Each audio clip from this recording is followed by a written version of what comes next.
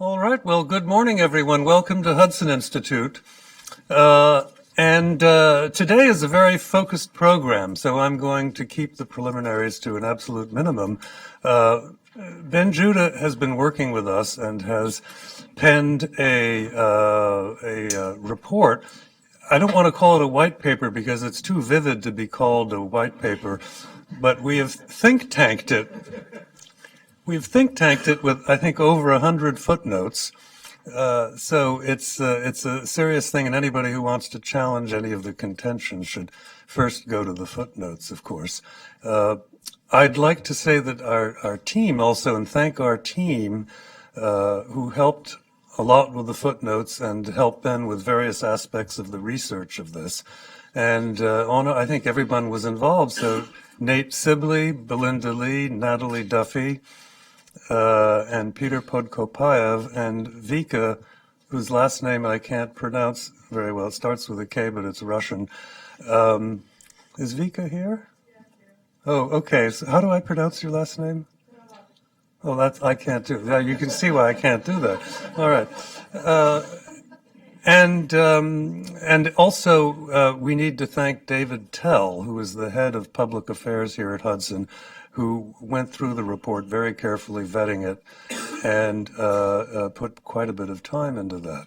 So, without further ado, and you have the schedule here on the back. It's not entirely clear. So, if you go to the back page of the little handout, Ben Judah is going to present the report.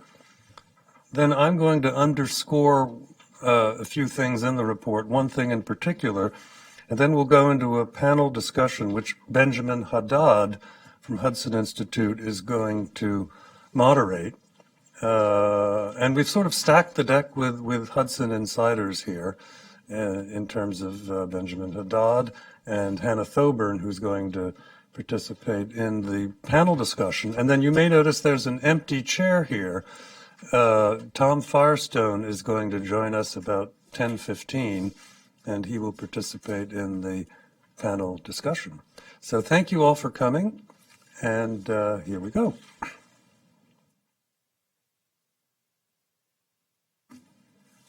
Actually, I should have introduced Ben, maybe. Should I introduce? Yeah, let me introduce Ben. Sorry about that, Ben. Oh, no, because I usually don't like introducing people because usually their bios are on the program and all of that. But it doesn't say much about Ben here. And his book, Fragile Empire, is worth underscoring a bit because it's truly an extraordinary book where Ben traveled all over Russia. And this is a book that is hugely prized by the middle-aged and the elder generation of Russia experts. I've never heard anyone say anything but praise about it. And Ben, as some of you may know, is an up-and-coming superstar in the UK, and is someone I've known now for a few years and have enormous regard for. And Ben, a little bit like Hudson Institute's Walter Russell Mead, is both a journalist and a serious political intellectual. And this is a very rare combination. And so we are very honored and delighted to have him here and that we were able to work with him on this report. Thank you. Oh, thank you, Charles, for such a kind introduction. Thank you to the Hudson Centre for having invited me, and thank you to everyone on the programme who made this report and this event possible. I'd like to start our discussion about corruption with just trying to sort of shake out a lot of the attitude that the issue is still approached with. You say you're writing a report on corruption, you're working on a program to do with corruption and kleptocracy internationally. Typically, you meet a sort of raised eyebrows if this is a topic for sort of beardy, left-wing academics. It's a topic for, the corner of academia, very much the last issue to be discussed in a sort of serious foreign policy centre or discussion. And what we're trying to do with this programme, what we're trying to do with this paper, is to really just sort of turn that view on its head and to show that not only can you not understand the world economy without placing corruption right at the heart of it, you can't understand contemporary authoritarians without placing corruption right at the heart of it, and you can't understand the contemporary foreign and domestic threats to the United States and the West without addressing corruption. So what I'm going to talk about over the next sort of half an hour, as we sort of lay the sort of groundwork for our panel discussion, is to go through those 3 points in kind. So, why do I say that you can't understand the world economy without placing corruption and kleptocracy at the heart of it? There's a sort of contradiction here. In one sense, we live in a world which is incredibly observed, where our phones are spying on us and calculating things about us in 100 different ways, while our sort of bank cards are clocking up data and sending it to sort of various companies. But as we are more observed and more tracked than ever before, money is less observed and less tracked than it's been at any point over the last sort of 70, 80, 90 years. One of the core features of the world economy now is that billions are travelling the world, circling the world, clicking through cyberspace completely incognito.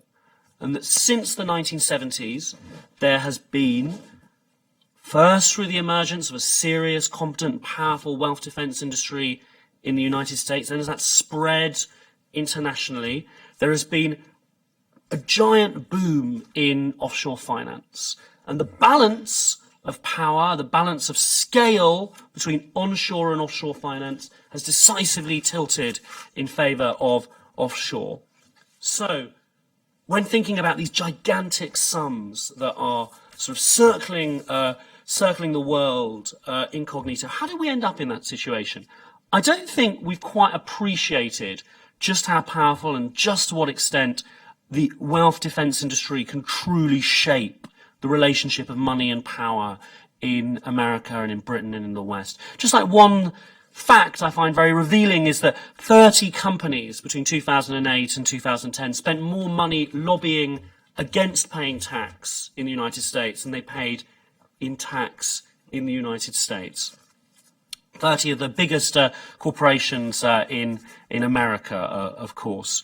And this has led to a situation where it's impossible to know for sure how much money is held offshore, but some 32 trillion is estimated to be held offshore. And this enormous shift in funds is having a very serious impact on how our societies and how our political institutions function. This wealth defence industry, following the end of the Cold War, has increasingly evolved into a corruption defence industry as it's internationalised and as that complex that makes it up of lawyers, bankers, accountants, PR agents and executives have taken on clients from the frontiers of globalisation, from Russia and China and the Gulf. So a couple of facts that I think are very revealing of this is if you look at the British Virgin Islands, one of the great centres of offshore finance, some 40% of funds are from the People's Republic of China. And if we want to think about how offshore has tilted the wealth of emerging economies or submerging economies, depending on whether you want to be funny or not, some 50% of all of Russia's wealth is now held offshore. Some 30% of all African wealth is now held offshore. Offshore. We like to believe that the mechanisms in place in the sort of global offshore industry that could check against this money having been stolen money, money that's sort of the products of corruption, monies that products of theft, are strongly in place. In fact, KYC, the Know Your Client practices in offshore finance, have decisively broken down. I would go as far as to say that they are largely inexistent. Now, don't take my word for it. Take the word of the World Bank, that sort of famous, sort of left-wing, sort of campaigning Corbynite institution. Out of the World Bank's recent survey of 102 incorporation agents which create offshore companies where wealth can pass through, 42 out of 102 of them were setting up such companies without any of the correct documents, without doing any proper KYC, which means that the money could come from terrorists, the money could come from sort of criminals, the money could come from corrupt officials. A project called the Global Shell Games contacted 4,000 incorporation agents worldwide. And these incorporation agents were contacted by academics posing as sort of Al-Qaeda-ish figures, posing as corrupt officials from China and Russia, really posing as sort of almost cartoons. Now, out of these 4,000 incorporation agents, 1,000 were ready to set up offshore companies without any documents at all, without any information at all as to where the money was coming from. So what we've described in the report is how these trends, the growth of offshore, the non-existence of KYC offshore, have created a looting machine. It's not my phrase, it's the phrase of Tom Burgess, who's a brilliant journalist who's worked on this issue for many years. It's created a looting machine where authoritarians, kleptocrats, criminals, real predatory forces in the non-democratic world are laundering their money via financial institutions embedded within the West. Now, these sums are enormous. These sums are eye-wateringly large, so large that they are fundamental to understanding the world economy.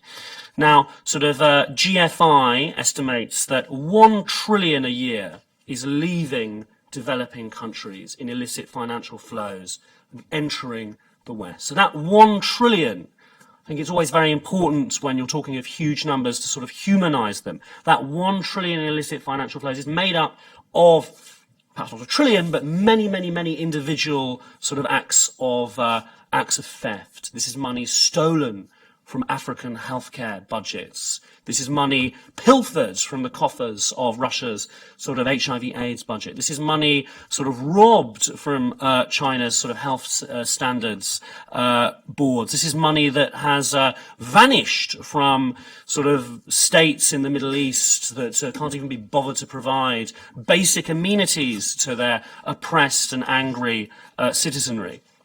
Now, that trillion is not anonymous, empty cash. And that trillion is not entering the West through sort of inhuman, sort of mathematical structures. That trillion is entering the sort of developed world through a class of enablers, through the hands of the wealth defense industry and that part of it which has become a corruption defense industry.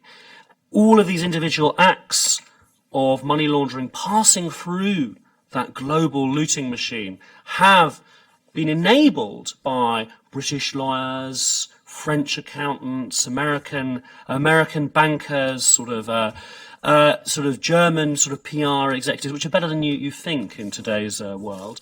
And we need to sort of really place that at our heart of our analysis of these trends, is that there is a giant flow of money not only travelling incognito around the world, there's a giant flow of stolen money passing around the world via Western financial institutions with Western hands helping it.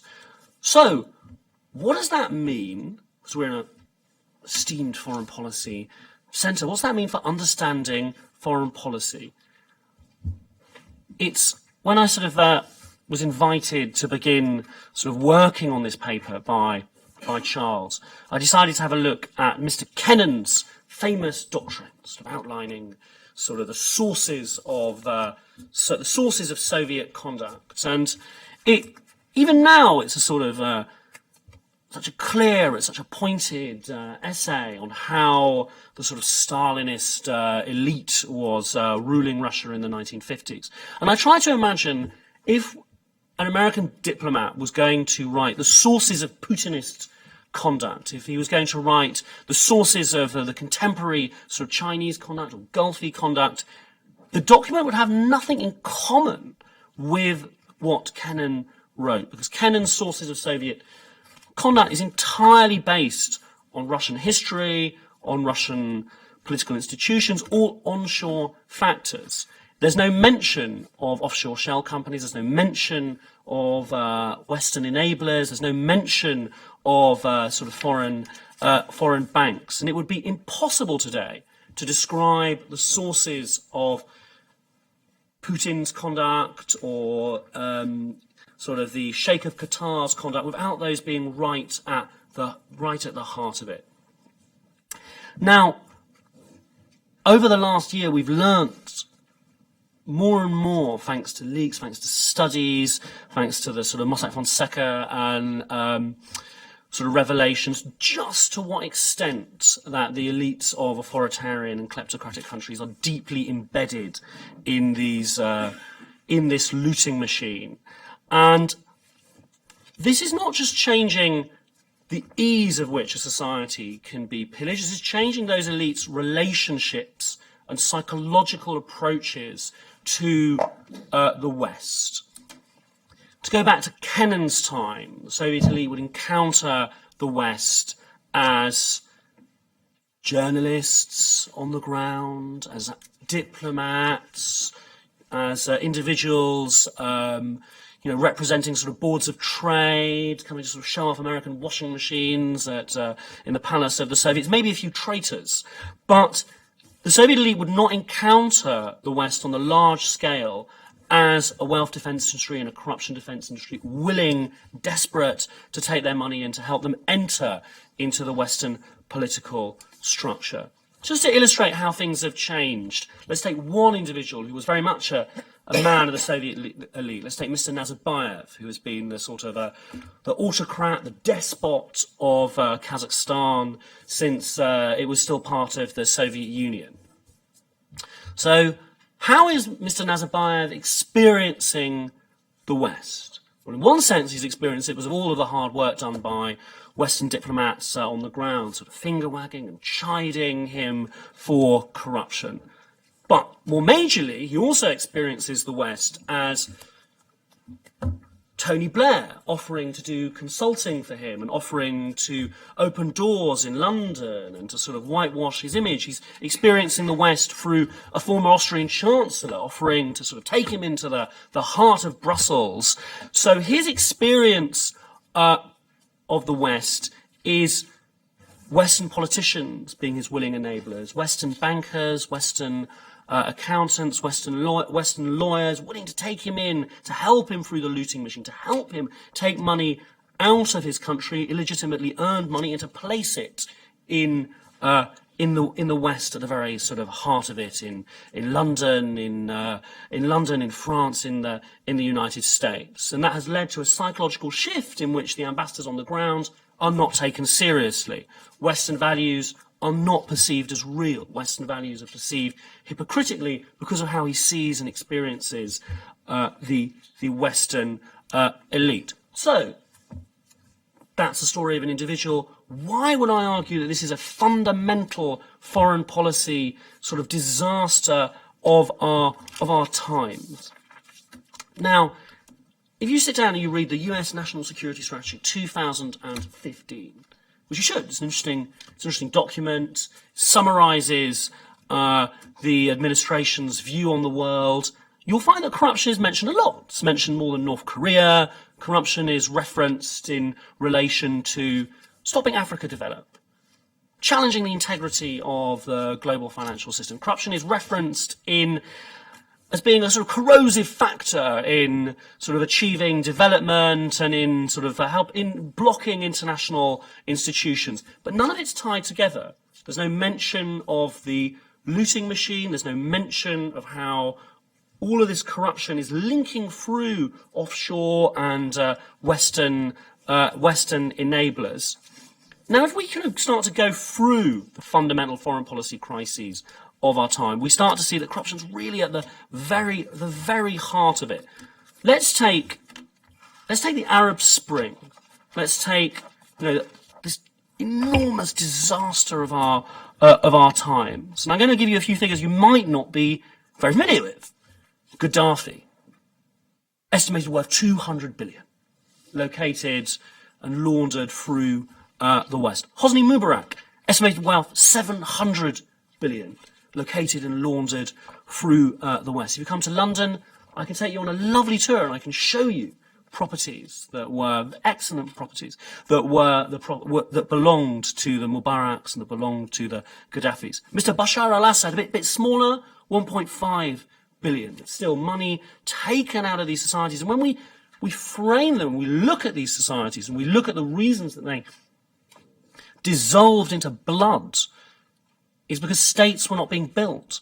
Why were states not being built? Because the money was being ripped out of them, facilitated by Western structures. Now, if we looked across America's southern border, and there was these sort of amusing or dark comments about drugs in the debate last night. So we take Colombia, where the United States has spent over 20 billion trying to battle a drug war.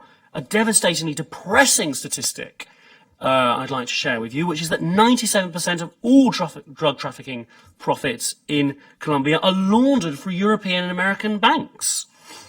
Now we turn to the tragedy of Africa, the tragedy of underdevelopment. We'll find that more money is leaving Africa illicitly every year than is coming in aid. And now, if we take an issue very close to my heart, very close to a lot of people in this room's heart, we look at Ukraine, and we look at the tragedy of Ukraine, which is a tragedy where a state failed to be built, which allowed the country to be sort of predated upon by its elites and by foreign powers, and saw a series of revolutions break out with positive but also negative consequences in some ways.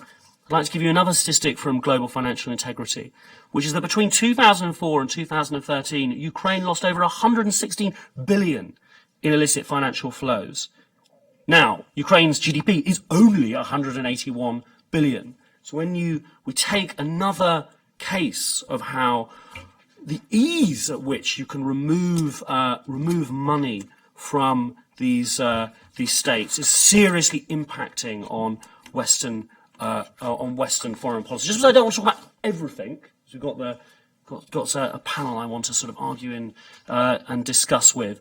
I'd like to come back to the essential now, which is, hopefully I've sort of persuaded you, or maybe not, that this is a fundamental issue of our time. Now, what's the fundamental device which is permitting it?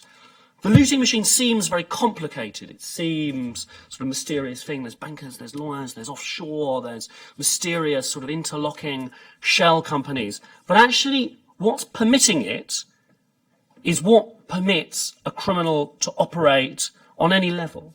Now, if I was a drug dealer, if I was a hitman, if I was any sort of nefarious and illegal practitioner, it's the same as if I was a corrupt official. Because I'm a criminal, I can commit my crime. My problem isn't committing my crime. My problem isn't selling drugs.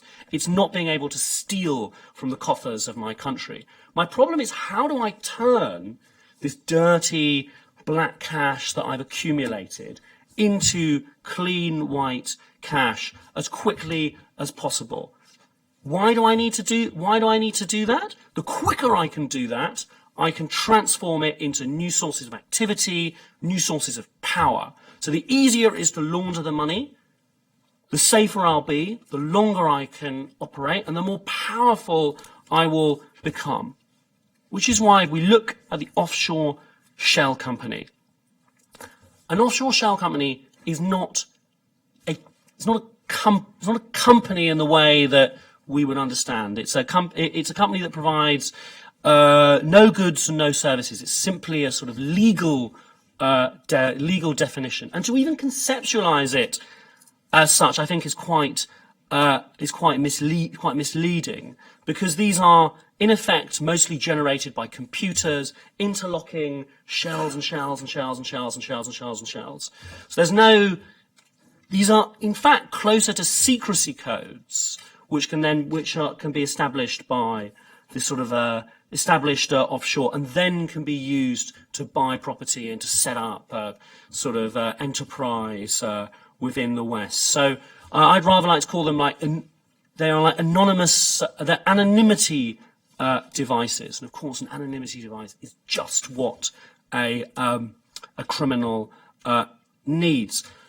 Right now, at this kind of moment, and this painful moment in American foreign policy, there are a lot of things that cannot be achieved. You know, there are catastrophes in the Middle East. There are chances that were lost. Trying to end the anonymous shell company is not a kind of hopeless quest. It's very achievable. Something that's very much within the power of the United States to aim at, and something that can have enormously beneficial downriver consequences.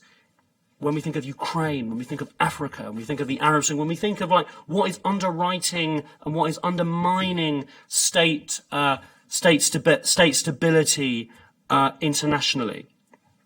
And I think that it's something that, you know, both sides of Congress, and something that the next administration really needs to focus on. All right. Well, thank you, Ben.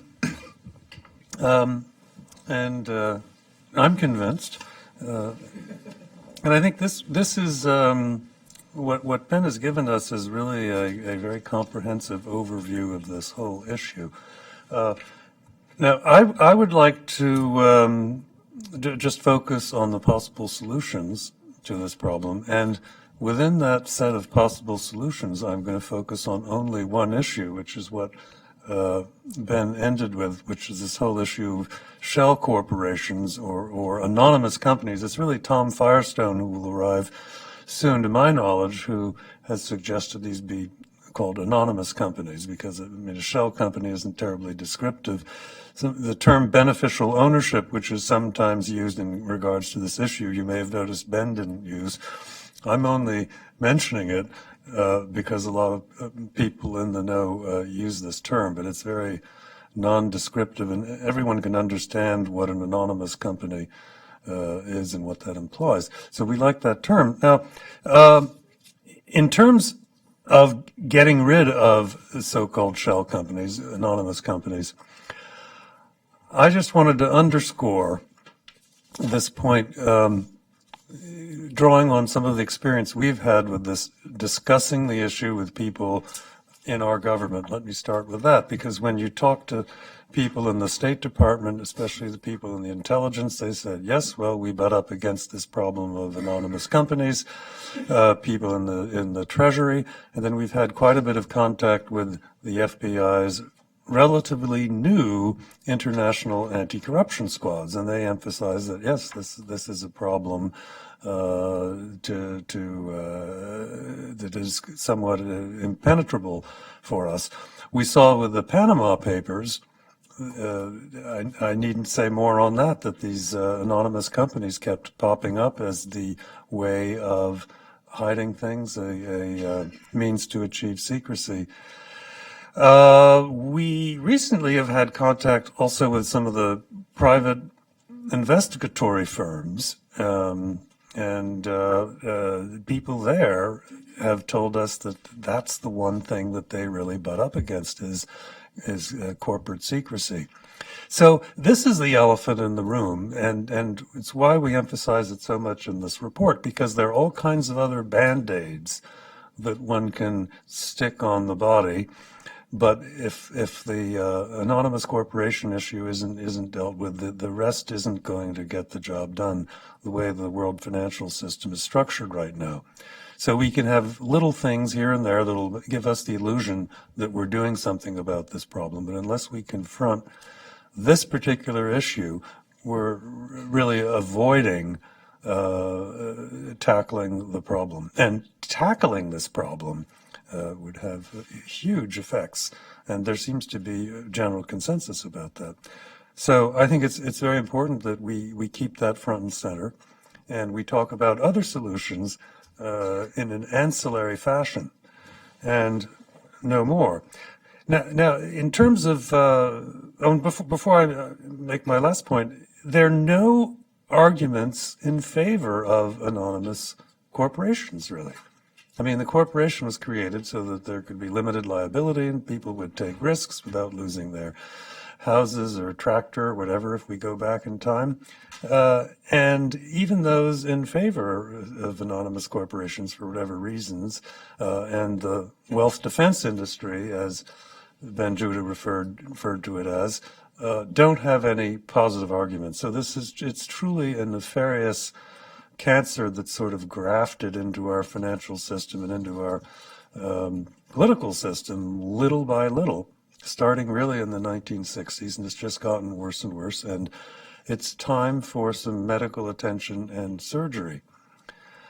In terms of how to accomplish this, well, federal legislation could do this in the U.S. So we have Delaware, we have Nevada, we have actually South Dakota, which has become a wonderful little secrecy jurisdiction, etc. And I would like to refer you to an article in the Financial Times last spring by Kara Scannell, which is really excellent, which in just a page, it outlines how the United States has become the world's #1 secrecy jurisdiction. Not only the largest, but the most impenetrable. So we've become better than the Swiss at this. We've beat up on the Swiss. We've shut down their oldest private bank and a bunch of others, and we've taken the business. So obviously that poses all kinds of political problems. It seems to be medium, long term, and even shorter term if we're going to engage in such kind of activity. And the sort of credibility issue of the West that Ben Judah referred to is obviously not favored by such a position and such a reality. So some sort of federal legislation or action at the federal level could deal with this. And there are all sorts of arguments why you can't do that, and technical arguments, and is this really, shouldn't the states have this right, et cetera. Well, given the scourge that this has become, we can easily overcome that. And we think there's growing appetite on the Hill for this. And we've had quite a bit of contact, which has increased during the course of this year, of major congressmen and senators who are really getting behind this. So we think there's a lot of hope for action on this front, I would say within the next year or two. So thank you. Now we'll move on to the panel discussion, which Benjamin Haddad is going to moderate, and hopefully we will soon be joined by Tom Firestone. Thank you very much, Charles. I'm Benjamin Haddad. I'm a research fellow here at the Hudson Institute. And thanks, Ben, for your eloquent presentation. We're going to have really a very interesting panel. Now, sometimes when we do these panels to discuss a book or a paper, we have opposite views and, some people opposing the paper. We don't have a pro-kleptocracy speaker on the panel. We could have gotten in touch with the Russian embassy, but we do have a very, very impressive group of people, all of whom are actually involved with the kleptocracy initiative here at Hudson Institute in a way or another. Now, obviously, you've seen Ben Judah. I'd just like to mention also his last book on London, This is London, that was a major bestseller in the UK. So he's written a book on Russia and a book on London. So, obviously we've managed to use this converging expertise here. Karen Dawisha is the former director of the Haddad Center for Russian and Post-Soviet Studies at Miami University, Ohio, and has also written this book, Putin's Kleptocracy, Who Owns Russia, which is, I think, by far the most detailed and research study on the issue of Russian Kleptocracy, a very important book you can find here. And we have Hannah Thoburn, who is a research fellow here at Hudson Institute, who's our in-house expert on Russia, Ukraine, on Eastern Europe, has written extensively, both from a national security perspective, but also human rights and rule of law and domestic issues in the region, has lived in the region as well. So I'd like maybe to start with Karen. I think Ben has spoken extensively of the global system that underpins these kleptocracy issues, and I'd like maybe to focus a little bit on Russia and maybe Russia domestically before we turn to the United States and policy prescriptions with Hannah and Tom Firestone. Maybe could you explain to us why this is so central, as Ben has mentioned actually when making the Kennan reference, why is this so central to understand the Russian regime today? Why is kleptocracy not just a feature, among others, of today's Russia, but really the central defining character of Putin's regime? Well, I'm happy to do that, although I have to say I came prepared to talk about the United States because that's where we're, that's I think, the huge impact of this paper. And it's critical to understand that we don't have people in the wealth defense industry who set out to become the leaders of the corruption defense industry. And that's the most important takeaway I think I have from this paper, that they didn't set out when they saw, and I think they saw Putin rise, in fact I know they did, very early, became quite concerned about his links and his criminal ties in St. Petersburg. They were monitoring him, they were following him, they were checking the odometer in his gifted Mercedes on Nevsky Prospect. They were watching him very closely. So what happened? That suddenly he was able, with others in that leadership circle, to so easily get the money out.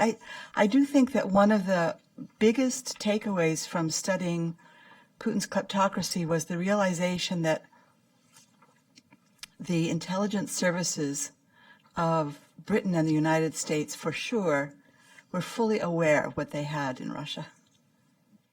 And I think the Russians themselves, those Russians, Putin and the people around him, most of whom came up through the KGB, really thought that they were always just trying to stay one step ahead of those intelligence services, and that something was going to happen. They would never get away with it.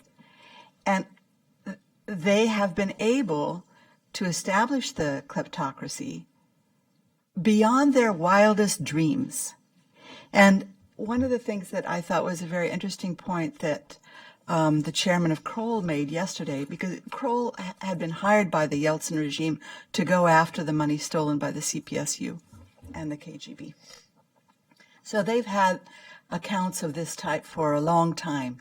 And one of the things that I found most interesting about what he said globally was that starting with Marcos and with the Duvalier regime, father and son, they had stolen millions and they had ruined the chances of their country. Well, now they're stealing billions.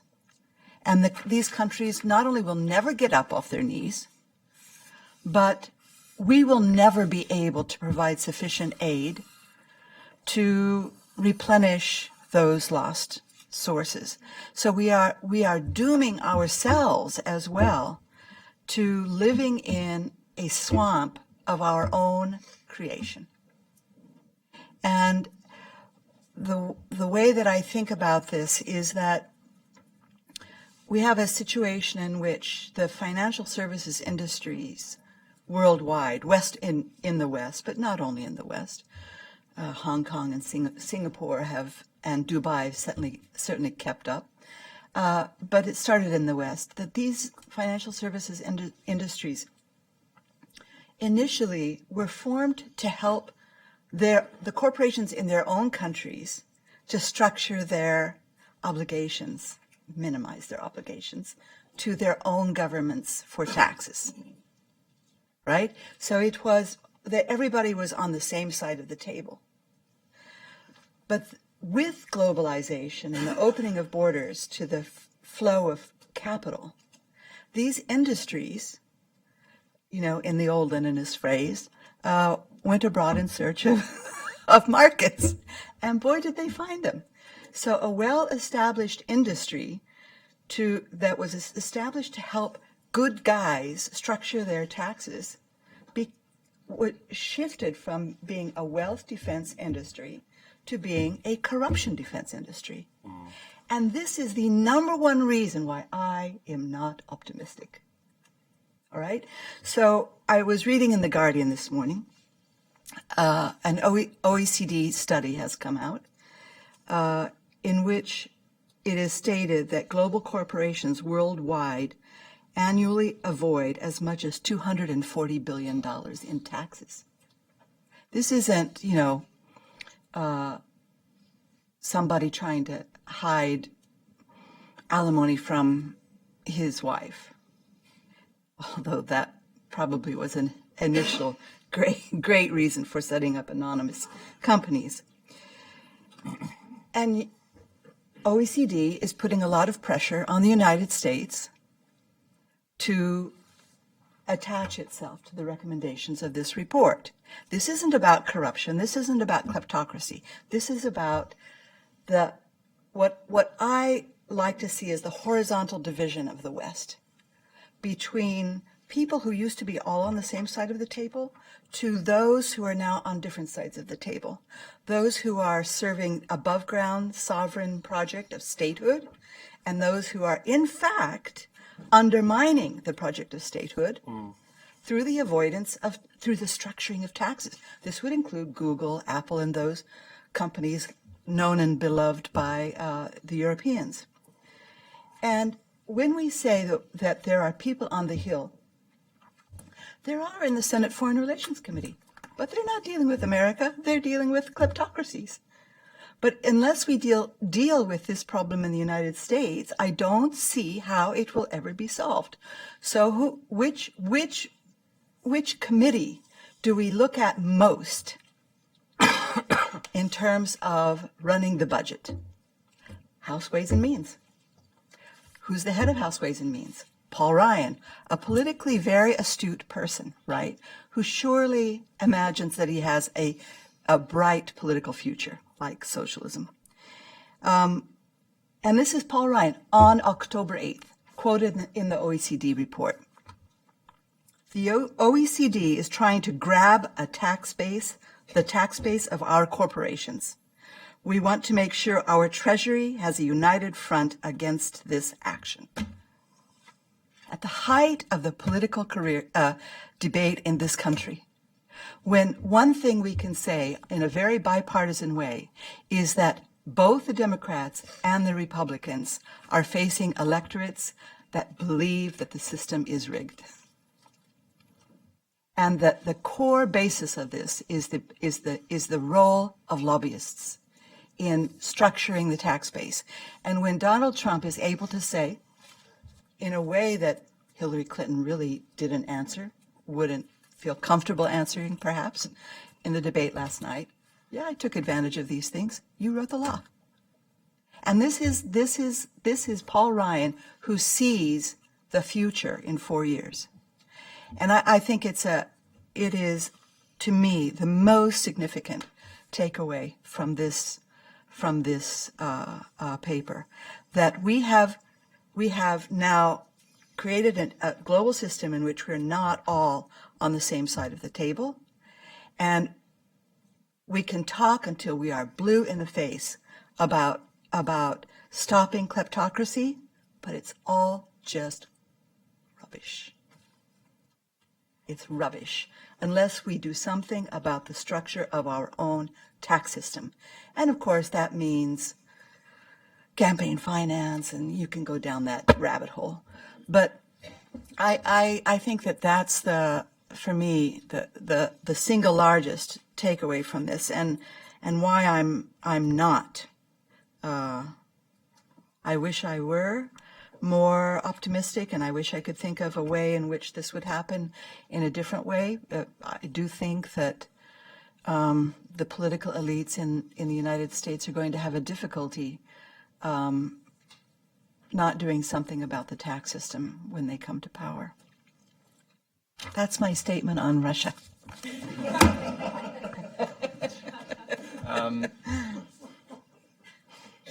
Thank you, Karen. Hannah, are you as pessimistic, especially when you look at the national security conversation here?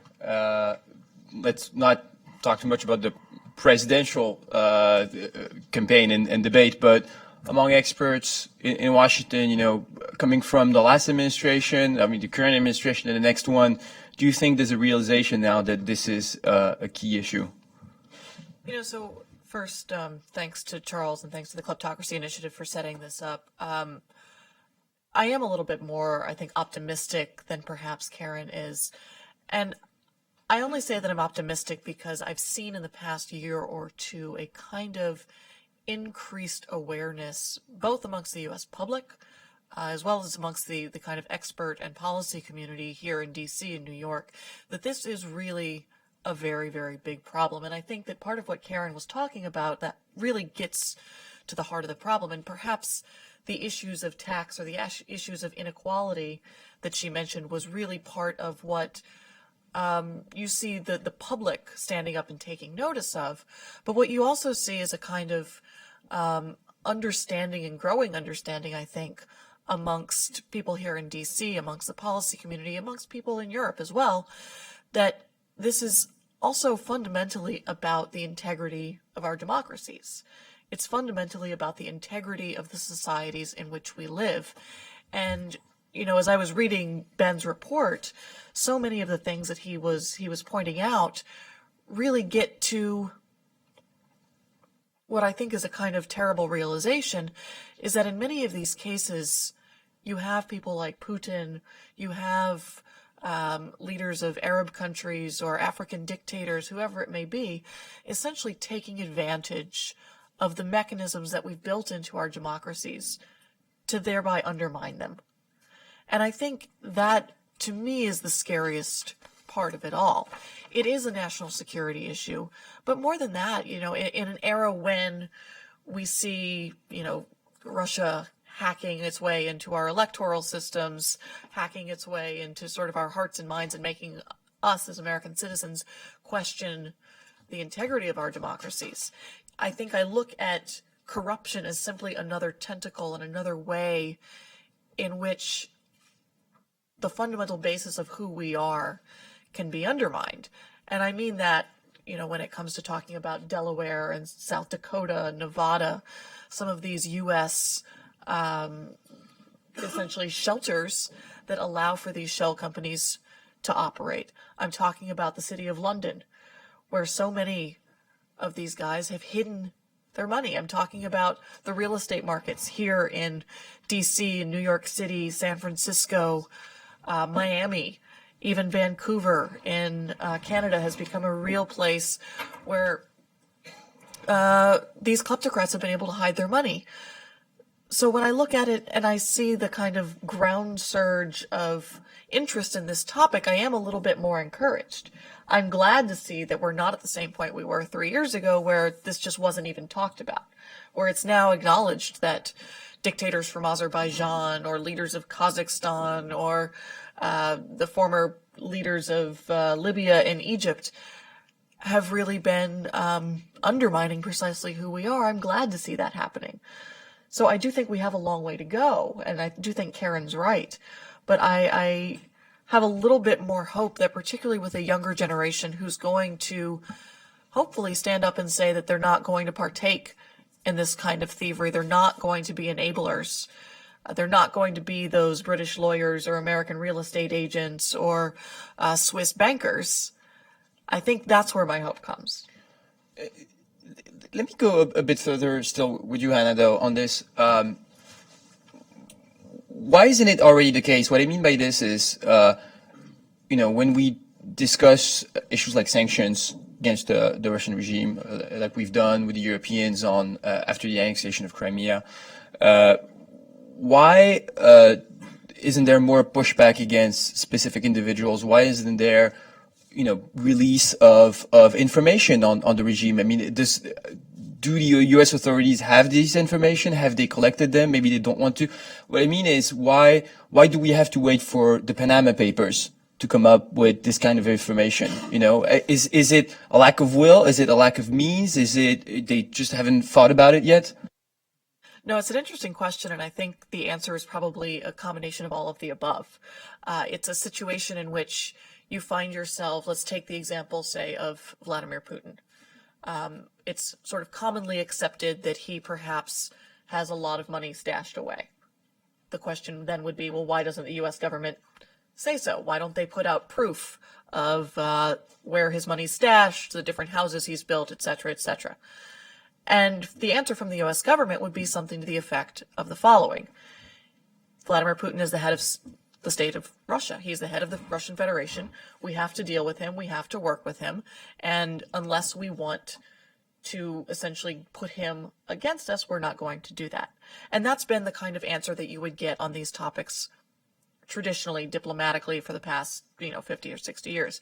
I think that is beginning to change, and you're beginning to run into a group of people who think that perhaps that might be one of the mechanisms to get a change of behavior out of these kinds of leaders and these kinds of dictators. I think, you mentioned, do they not even have the information? And I think in some cases that's certainly true. The U.S. government is not all powerful. They are not all knowing.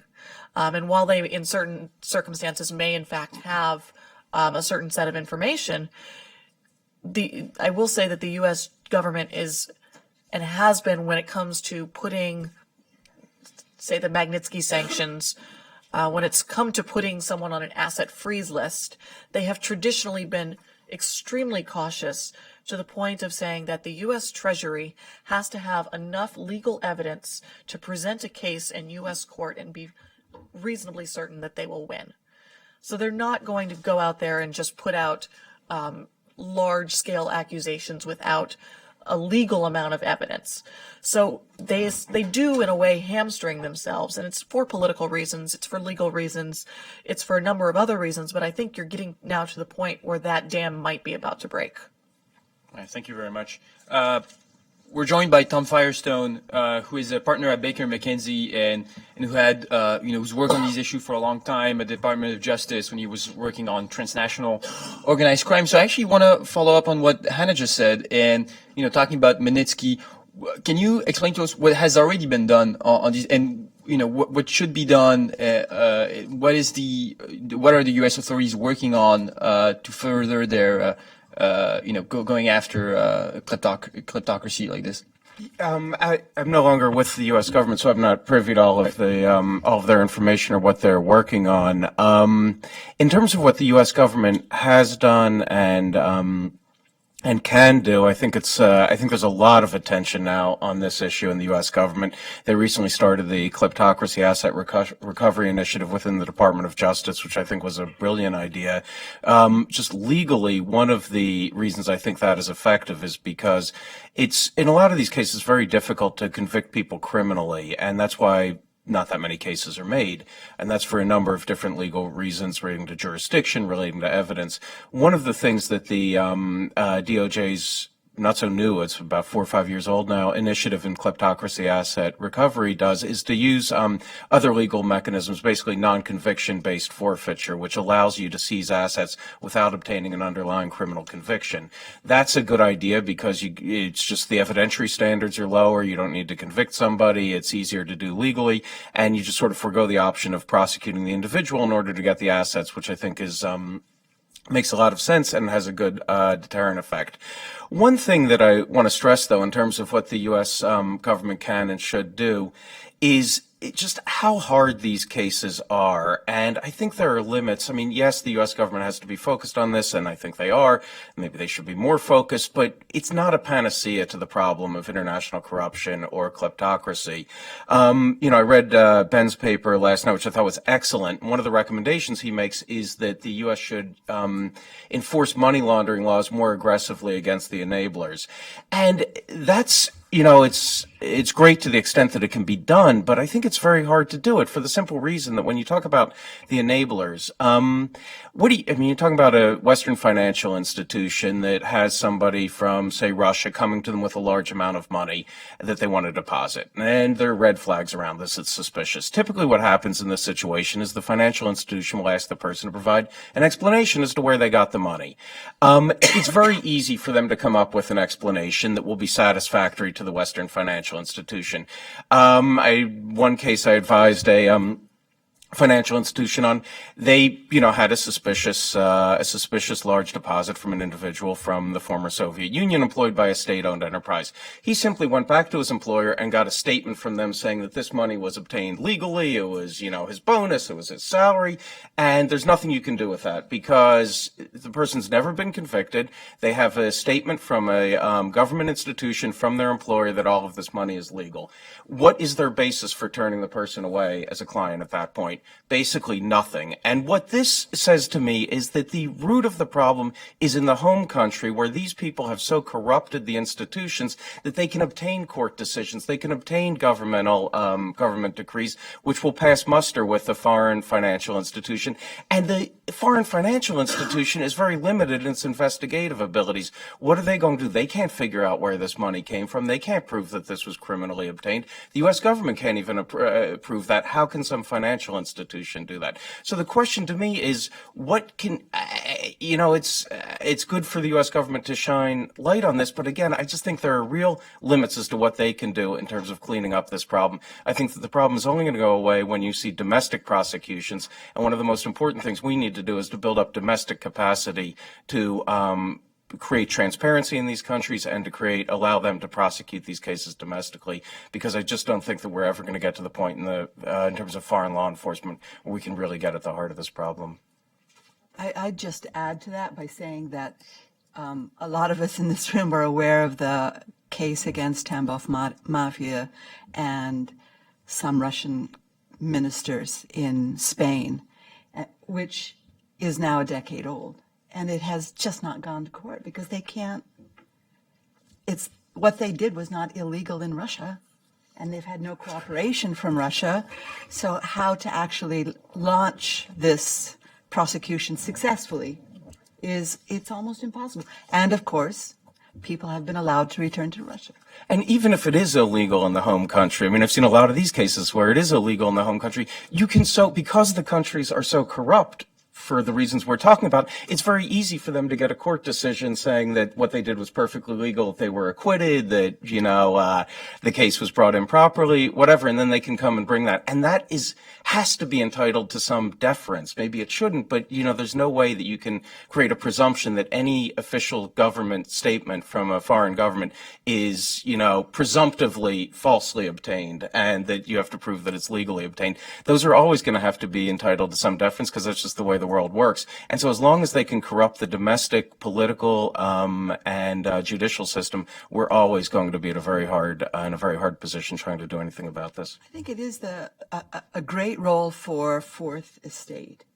I mean, that DOJ website is golden.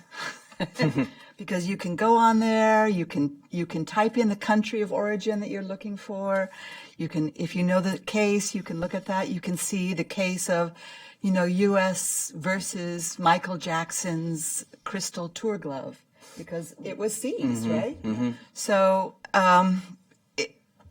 that is, I think, an infinitely sexier story for journalists than the Panama Papers, which is a story that really didn't take off because it was too difficult. Ben, you wanted to respond to a few of the comments. Yeah, no, that's the way the world works. I don't know.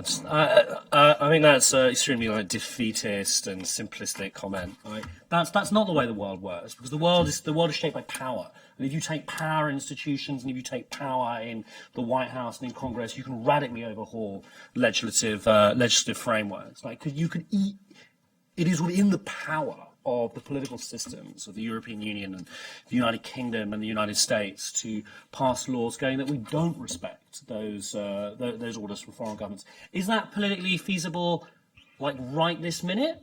I don't know. I'd like to tell you a little bit about the story of London and the warning that the United Kingdom poses to the United States. Because in many ways, I think this conversation is 5 years too late. It's 10 years too late. It's already over the River Styx in a lot of ways. Now, if we look at London, London's not just a city. London's also a financial system. It's a financial system that, if you take these sort of slightly legally obscured tax havens, such as the Cayman Islands or the British Virgin Islands, is the largest financial system and the largest tax haven in the world and the most secretive.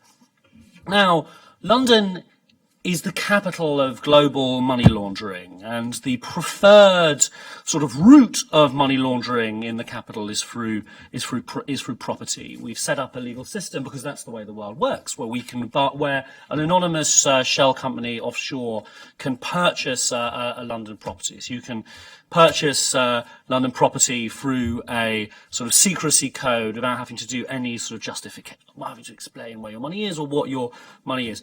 Now, that has completely transformed the city of London. We now have over 37,000 properties in the city of London. We don't know who owns them. It's mysterious. We don't know who owns that building, that building, that building.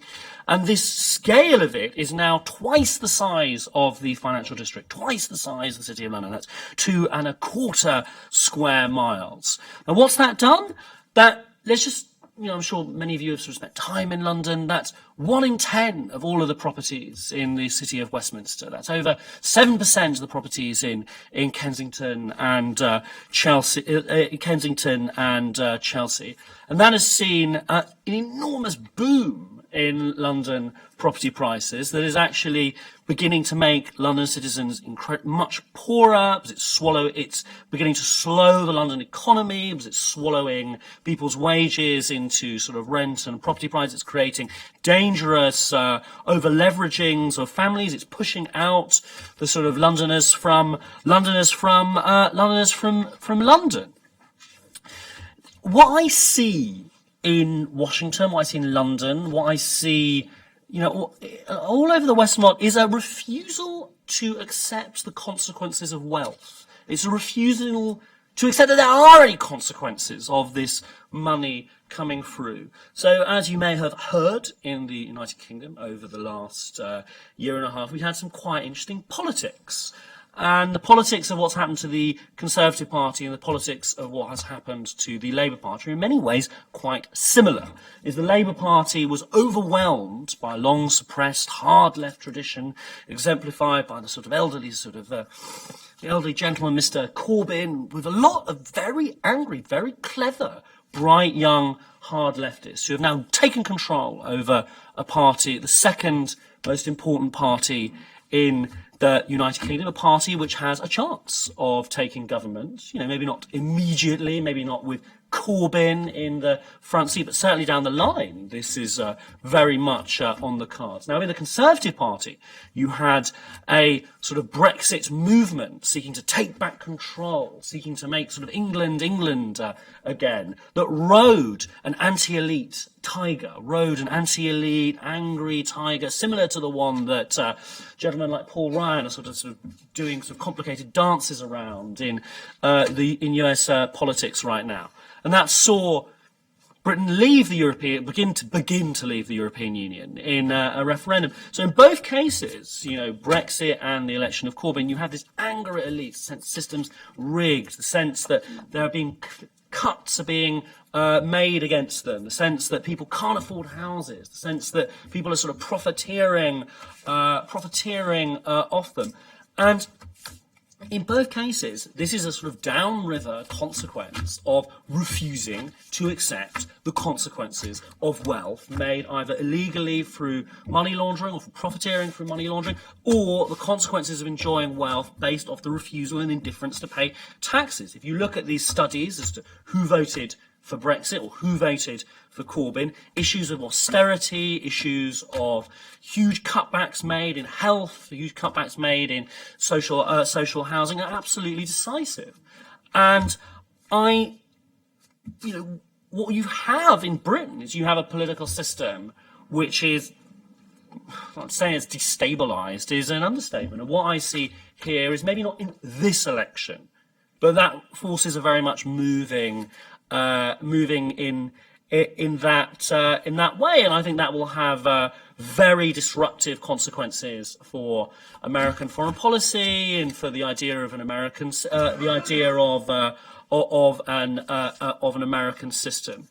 There's also something else which the case of London exemplifies, which I very much see here, which is again like the refusal to accept consequences of who you do business with. Is if you went back to sort of we really need to go back very far back actually. If you went sort of 6-7 years back in time, and you went to talk to the Russian embassy in London, or you talked to the British embassy in Moscow, there was a sense that London and Moscow were sort of globalizing together, and that London was changing Moscow. That Russia would inevitably, because of these deep grooves in globalization, would become more like London. And in fact, quite the inverse has happened. There's this sort of very sort of irritating and I think actually very unintellectual, like Panglossian sort of overconfidence about globalization, which the president here exemplifies in many ways. That simply by sort of coming and doing business to the West and sort of maybe going to a Western university, that these elites would be socialized into the Western pattern and would sort of live in that manner, and then sort of Western values would sort of change them progressively. And that hasn't happened. In fact, we've started to see quite the opposite happen, which is that as vast amounts of Russian money has come in to the United Kingdom, we've seen increasing chunks of the British elite, this whole class of enablers, come to serve their corruption. And I think the point here is like, just be careful who you globalise with. And just a little stat that might be sort of illuminating is the European police officers has estimated that 20% of people in the Russian parliament, 40% of decision makers in private enterprise, 50% of bank directors, and 60% of directors and managers of state-owned companies have criminal ties. Now, if that's your client base, you need to ask yourself how they're changing you. Now, in the British political system, the sort of the elite is dependent on increasingly on the rent from this class of individuals. It's dependent either in a sort of petty way. It's dependent either on a little bit of rent as an art dealer, a little bit of rent as a lawyer, a little teeny bit of rent as a sort of PR man, a little bit more as a private wealth manager. And the British state is increasingly dependent on the rent that it extracts from financial services. When it's, I think it's around 13% of the British budget is wealth extracted from financial services. Now, when you become as an elite or as a budget very dependent on these sources of money, like, it has a consequence, and the consequence is that you don't own it; it owns you. You find yourself unable to legislate against it. You find yourself addicted to that, hooked onto that cash. And what I see sort of looking at sort of forward after Brexit is that the UK sort of unmoored from the EU regulatory framework, the UK increasingly desperate to prove that it can sort of flourish or prosper or just get by in a post-EU, post-single market, perhaps economic context, is going to have to lower its standards. It's like there is a sort of moral element to it, and one of the things that's so sort of interesting about just being a student of the history of American political rhetoric is the vanishing of that word, and how it became sort of restricted to how it sort of retreated both in content and in its use from big international topics to sort of personal topics. And this topic, it's not a new topic. It's not the first time we've done an event. It's not the first time that any of us have talked about this or been working on this. This has been well known for 15 years. And I think, again, it's a refusal to accept consequences of where this money has come from. Like, in the UK, we can't pretend that nothing is happening. In the US, we can't pretend nothing is happening. We have the data, we have the results of research, we have the warning signs from authorities and experts, but we're not taking action as increasingly sort of criminal funds buy up power and influence within London. And also, it's too boring to go into too many details of it, but we're very much seeing through foundations and through advisors and interesting funds, how dubious money has been buying up influence in this American political system. And there's a sort of thing that's most annoying about it is that because there aren't people dead on the street outside the Trump Hotel because of corruption, so there aren't people dead on the street of the City of London, we refuse to pretend that there is any link to it. Now, corruption is not just kind of us, big numbers, figures, wouldn't it be better, tax, complicated geopolitical consequences. Corruption it kills people. There are some studies that suggest that 3.6 million people die a year from corruption in the developing world because this money is ripped out of budgets. This money is HIV/AIDS budgets that were stolen. The money is roads that are not built. It's roads that are not re-tarmacked. It's states that were not providing to their citizenry. And I find it very sad that we just pretend that we don't know this, when really we do. This is Tom. I just want to be clear. I'm not disagreeing with the threat that any of this poses, nor with the recommendation that we need more transparency in foreign financial transactions. I think that's a very good idea. I'm just saying that once the more identification of all the beneficial owners that we can require, the better.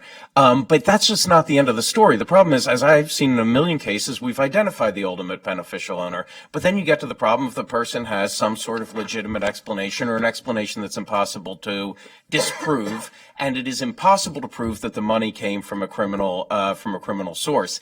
And then you get into this legal problem of how do you possibly apply money laundering laws either to that individual or to any of the enablers. And without that kind of proof, it's extremely difficult. And the reason you can't get that kind of proof is because you're dependent on the foreign government to provide it, and the foreign government is the same one that they are involved with and have stolen from that made all of this possible. So the West should do what it can, but again, I just reiterate that the core of the problem is in the countries that are kleptocracies, and until those are made more transparent, we're going to have this inflow of dirty money, and I think it's going to be very difficult to do anything about it except with a few of the most egregious cases. I actually don't think that's inevitable. Like if, take sort of Equatorial Guinea, and take the PEPs of Equatorial Guinea.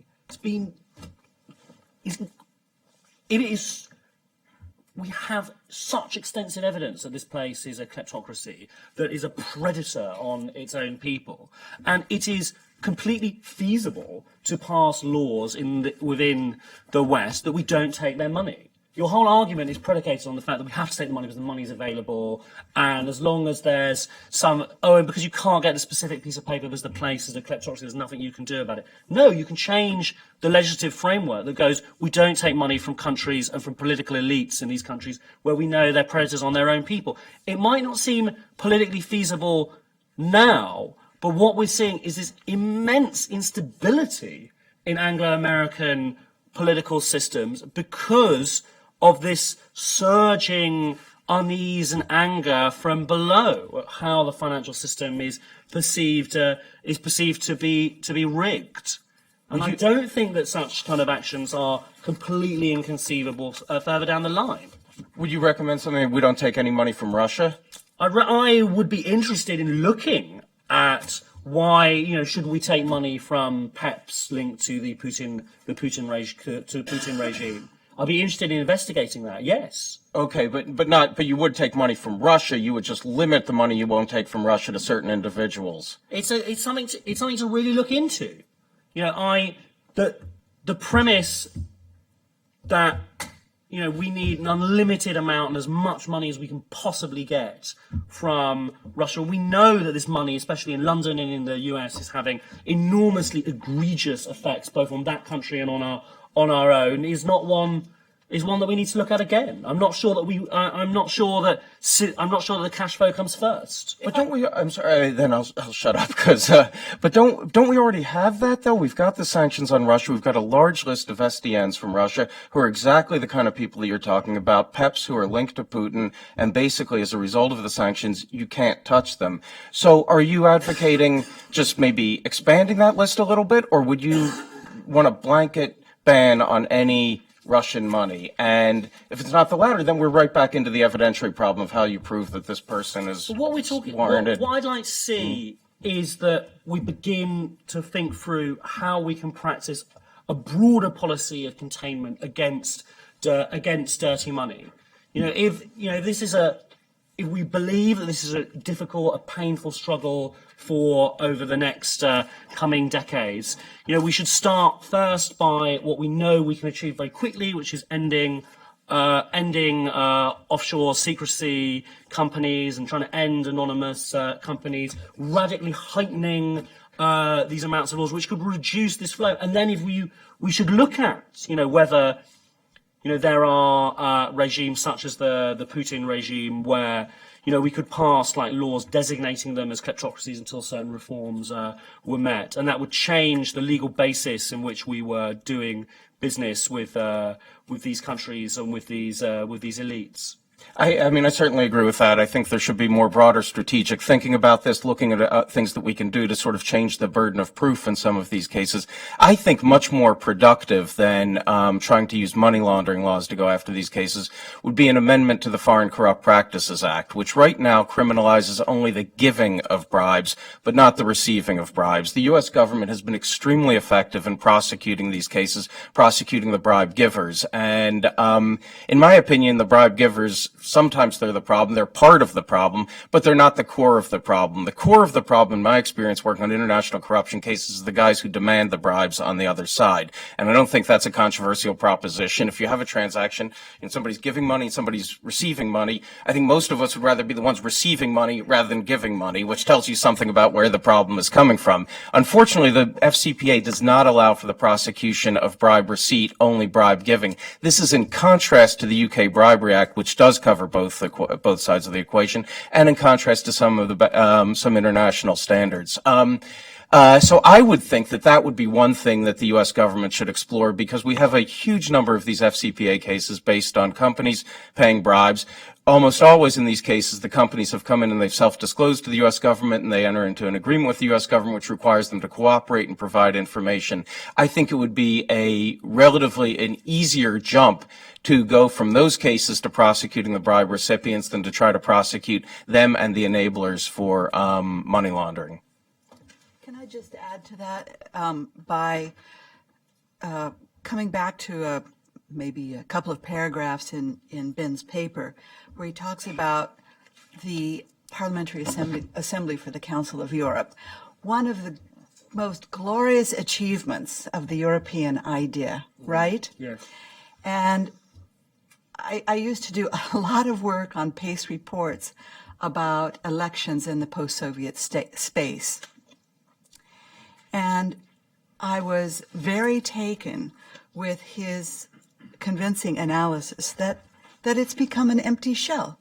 When you allow Azerbaijan, which doesn't even have the clout internationally of Russia, into PACE, and they even are able to get into the leadership of PACE and to so affect the robustness of PACE reports that Aliyev was able himself to state that international treaties are not worth the paper that they're written on, and might is right. That's the only thing that matters.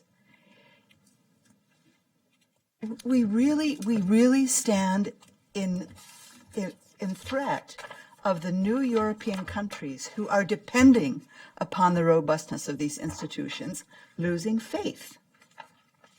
And I think that making the receipt of bribes, including the list that was in your paper, the receiving of silk carpets, the receiving of free luxury holidays, and illegal for any European official.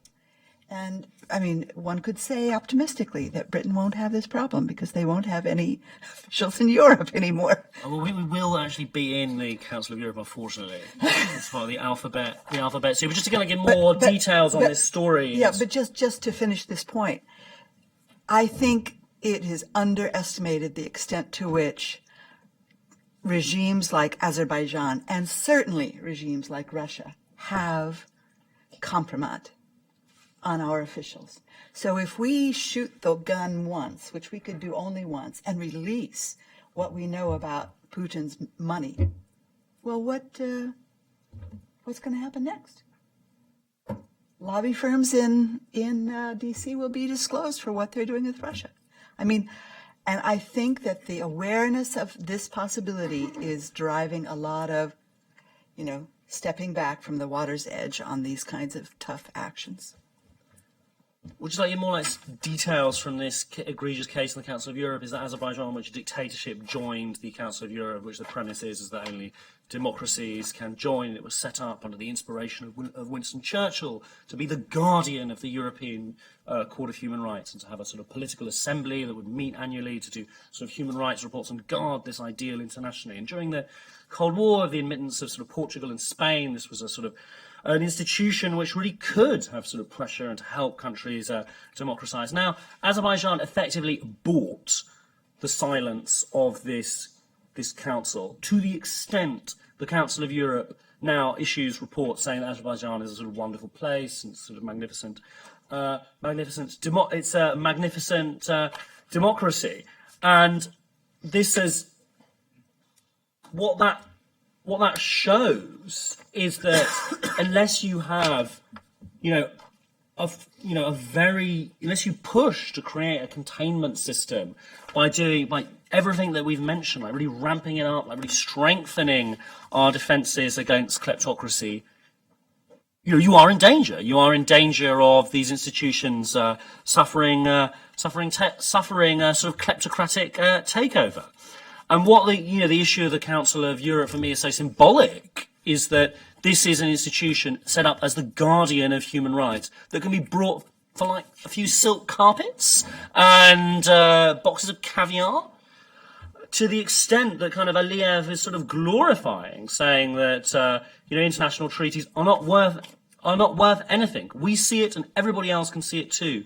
We see this throughout the world, that only might is right. And that's a very depressing tale for the European Union and also for the United States.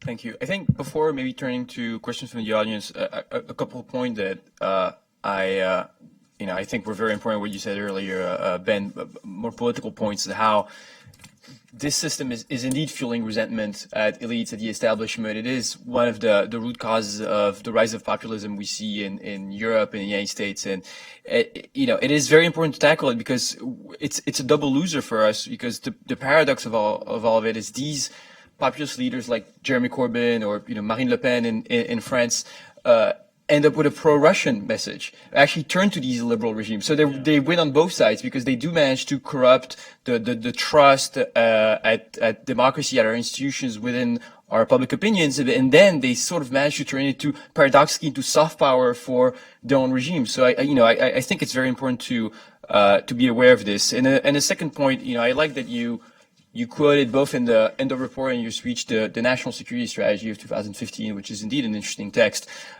One of the key concepts of this document, which is supposed to be, laying out the vision of the president and the foreign policy approach of the administration, is strategic patience. And strategic patience is the idea basically that the main risk for American powers to be overstretched, to overreact to events, because deeper forces actually play in favor of American power. And clearly you can read behind the line this sort of idea of the sense of history that globalization, by diffusing norms and values and some, forms of behaviors and technology, social media, etc., plays in the favor of Western power, Western values. And so we shouldn't be too reactive. We shouldn't listen to the pundits, the chattering classes who do want to confront these threats, because deep down, time is playing in our favor. And you do have this very much in the rhetoric of the administration when it talks about Russia acting like a 19th century power, ISIS being from the Middle Age. But it turns out they're actually very effective at using social media for propaganda. They're very effective at understanding the flaws of our financial system, of our democracy. And I think, the Azerbaijan case shows that in many respects, they understand our institutions much better than we understand theirs. They understand the flaws of our elites much better than we understand theirs. We're transparent. We publish, everything that we think, that we debate. So, the idea that somehow there's a sense of history and globalization, it plays in our favor. It's exactly the opposite. There's a hijacking of globalization by these regimes, and that is playing against us. So I think it is very important to stress that. Now, we have a lot of time actually for questions from the audience. So let's start. Yes. Thanks for a very interesting discussion and for a very compelling paper that I've read. Thank you. On this topic. So, and thank you for featuring Azerbaijan. I'm a journalist. I cover Azerbaijan. My name is Alex. I wonder if the problem that we're talking about is laying in a gray line that we are not calling that elephant in the room by its own name. When authoritarian regimes that have proven their authoritarian nature over and over, in case of Azerbaijan right now, we're talking about that, that are able to find their ways to this country and engage in every textbook money laundering tactics. Is there any concern between, let's say, lobbying on behalf of those governments and helping them to engage in money laundering? Let me paraphrase this question. Caviar diplomacy campaign worked in Europe because it was a big no for European society. And journalists start writing about that. So I've been doing it here in this town because it's happening here as well. But again, lobbying is not illegal in the US, but lobbying on behalf of the governments that, as I mentioned, launch a smear campaign against the US values. And shouldn't that be a gray line for us?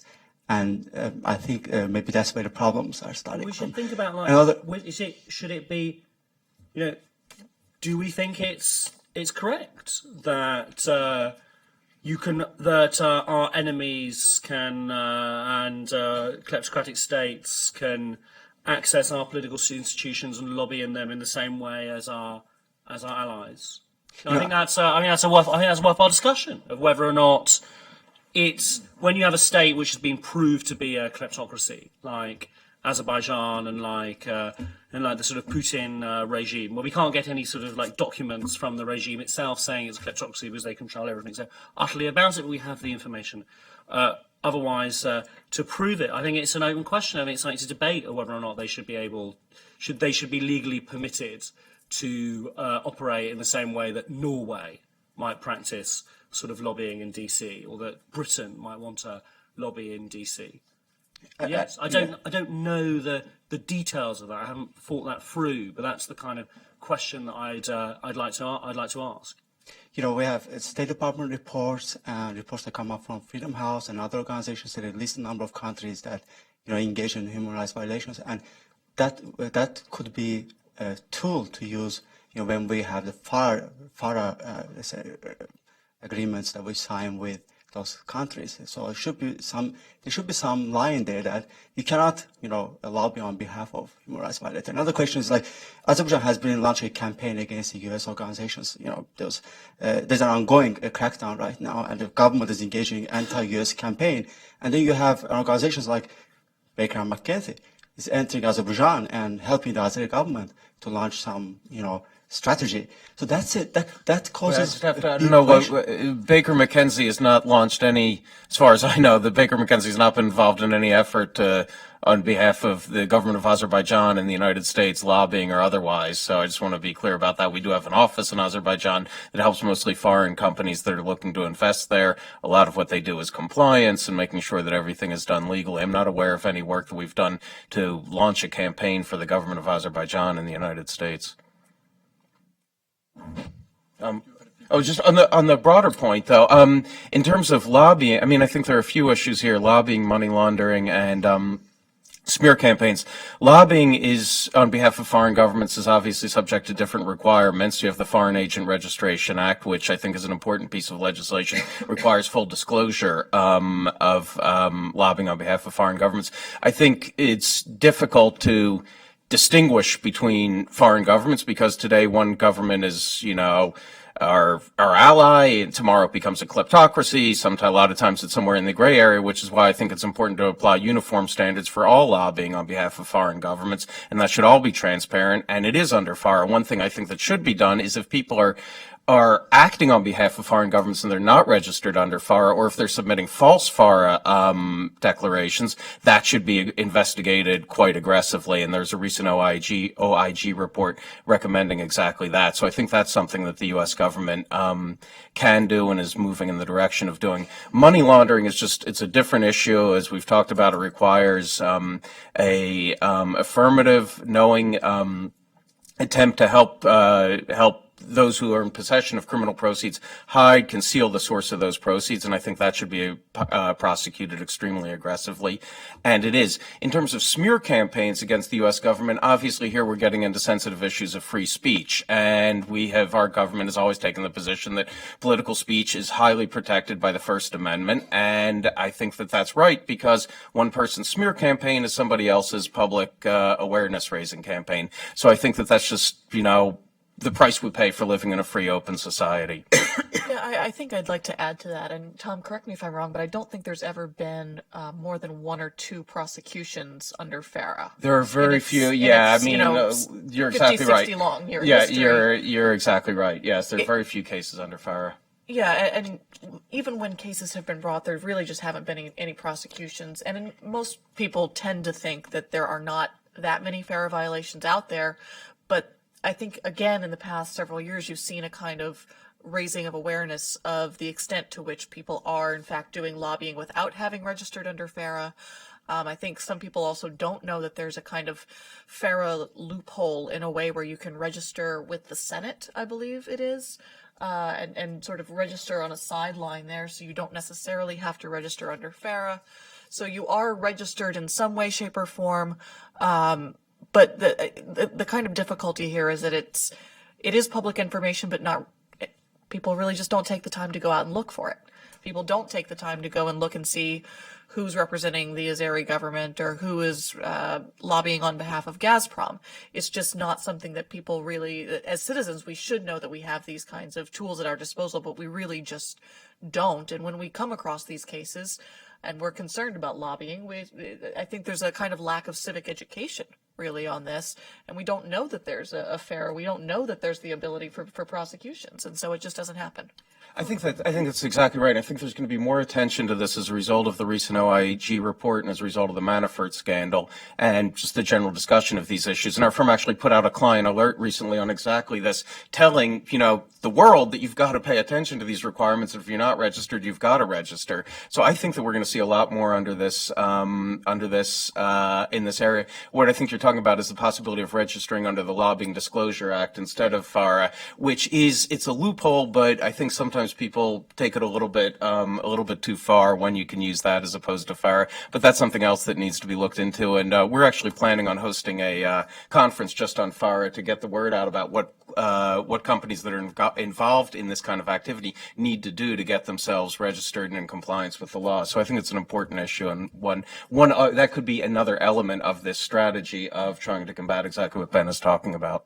I wonder whether it would be possible to extend FARA so that you didn't just have to register if you were representing a foreign country, but if you were representing a state-owned corporation, or if you were identified as a person. The word I'm looking for is an oligarch, but you would have to have an operational definition for that. If you were representing Gulnara Karimova in D.C., or a member of the Aliyev family who is not holding an actual state role, how would you do that? I think there are a lot of people in DC who would argue, well, we want to have back channels. There's something to be gained from having people we can talk to. And you know, as a matter of principle, I'm actually kind of a child of the depth of the Cold War. And so I believe in this idea of keeping some lines open, but then where does that line stop? How far should it be expanded outward? Well, FARA does go way beyond the foreign government. I mean, it covers state-owned enterprises, and in a lot of cases, it covers foreign principals as well. So it does go there. I think it's just what Hannah was saying. People don't really look at this, and I think that my guess is, I don't know, but there are probably people who should be registered under FARA who are not. And I think if there were more aggressive investigations, you'd see a lot more registrations and a lot more information coming out about this. And it's right. I mean, a lot of the lobbying is legitimate. There is a value to lobbying. I mean, lobbyists would say that this is protected by the First Amendment. This is an essential part of the democratic process. What we just have to make clear is that it's, you know, what's important is that it be disclosed and that it be done ethically.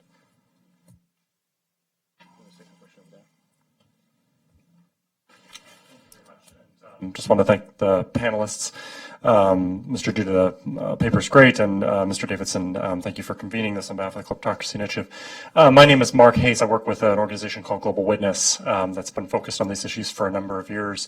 And my question for the panelists is essentially for the room as well, and it's focused on how we bring this issue and the key points being made in the room to the decision makers that can have some impact on that. And I'll give a little context for that, which I think provides some optimism as well as some realism in the face of some of the points raised here.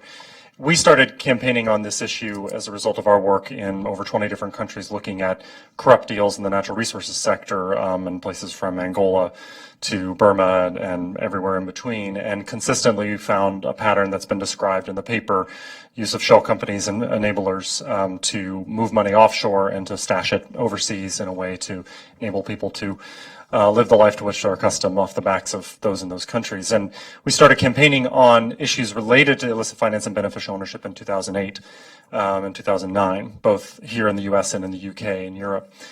And for that 4-year period, pretty much most of those conversations were with people who have found various polite ways of telling us we had a snowball's chance in hell of making this happen. But then 2013 came, or 2012, and then there was the HSBC scandal, which led to the UK government making a commitment under the G8 to pass laws requiring beneficial ownership, disclosure, and public registries of that information in the UK. Flash forward to now, the UK has now implemented that, and we're beginning to see the first bits of data there. The EU passed a fourth anti-money laundering directive, which is requiring those states to collect that information. In the wake of the Panama Papers, not only did you see some heads of states resigning, you saw the EU countries committing to reopening that process to make those registries, which had stopped short of public, to consider making those registries public as well. Here in the U.S., we had bills reintroduced that had been considered for multiple years introduced by Senators Levin and Grassley in the Senate that never moved past a hearing. Before the Panama Papers, those bills had a smattering of sponsors. Now in the House version of the bill has 15 sponsors and is growing. There's more interest in the Senate as well. And we've seen conversations on the Hill change from we have to spend most of our time explaining what this issue is, bar none, to automatic recognition of what the problem is we're focused on. And then even this August, you had the Clearinghouse Association, the major banking association, come on board supporting this piece of legislation as well. So we've seen a sea change in the situation where things that have been once thought impossible are now possible. And so my question to you all as well, for those folks in the room, is we see a real opportunity to move this work forward and get decision makers to get on board with this reform, but it's not inevitable. They are hearing from oppositional voices on this issue, the wealth defense industry, the secretaries of state, members of the bar, as to why this is an unworkable situation. They're not hearing from the people who understand the depth to which this problem goes beyond simply a matter of numbers and shell games. They're not hearing from people who understand how this is robbing people of their futures. So my question is, how can we get more of those people, and those people understand it, engage with decision makers who actually have to understand why this is such a critical issue? Thank you.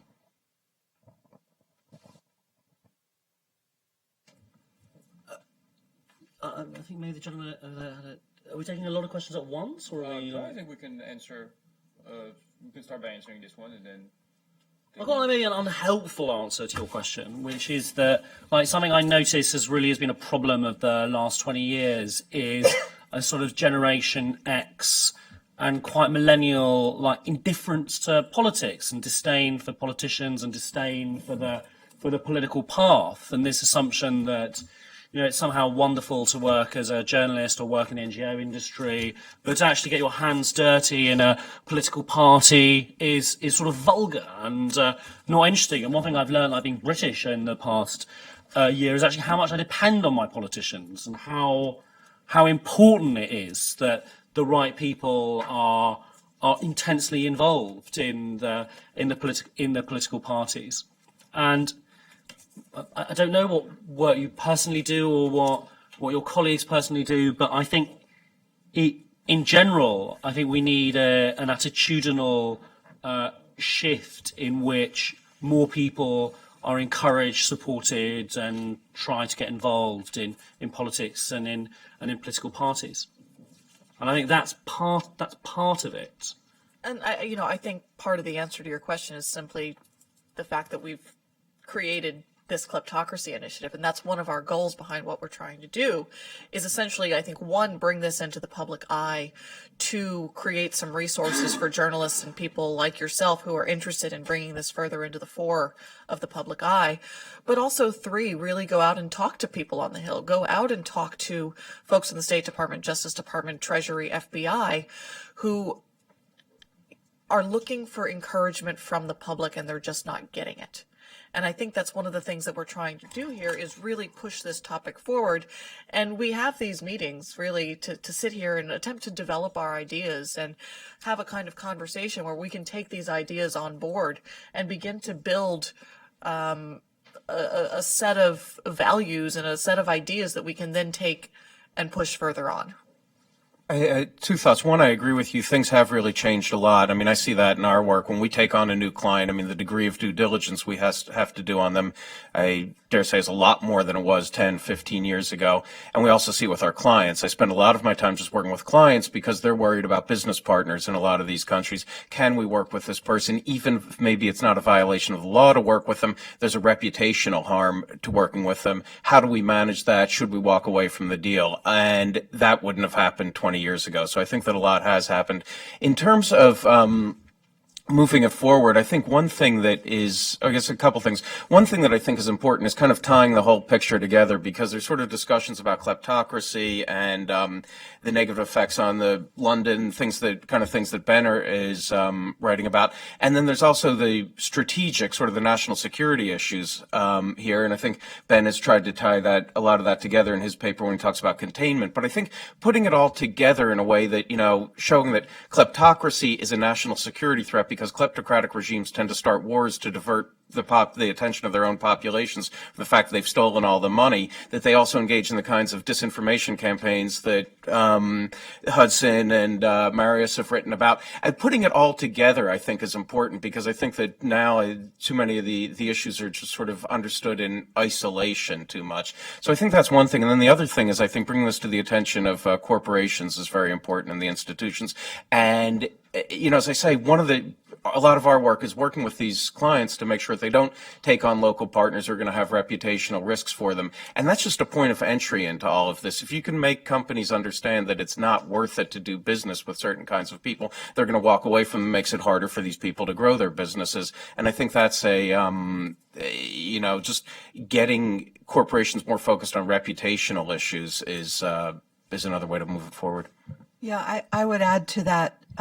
I'm very aware of the work that Global Witness has done, and it's really a huge assistance in this shedding a light on kleptocracy, especially in the energy field. You can't understand it without looking at the work that you've done. Gazprom and Rosneft didn't invent this stuff out of whole cloth. They learned it from Western energy companies' activities in Africa. Sechin himself has admitted that he learned about this from being in Mozambique. So it's really important for the NGO world, which is very powerful in the U.S., and not only in the U.S., but also journalists. And I think, too, that one of the things that's very underappreciated is not that the Panama Papers were released, but that major news organizations took it upon themselves, and in nonprofits, to understand what was going on. Because that's a story that is too difficult to just say, here's the website, good luck. It's almost impossible to access the important information that's there, which was revealed about not only the Russian regime, but also, let's say, the Conservative Party. And journalists did that. And you talk about reputational effects. Look, don't look at leftist newspapers. Look at the Wall Street Journal and its treatment of Siemens and its treatment of Deutsche Bank. I mean, that was has been, I think, a very tough thing for reputational protection, not only of those companies individually, but for the idea that Germany is this, very robust, law-governed corporate country. And that will have an effect to the extent to which corporate malfeasance is focused on by the press. Yeah. I would add, doubling down on what Tom said, I really think when you talk to policymakers, and this is what KI is trying to do, you have to make a national security case. I mean, at home, it's becoming a sovereignty issue. It's really limiting our leverage to conduct foreign policy when you have foreign influences who manage to infiltrate decision-making process.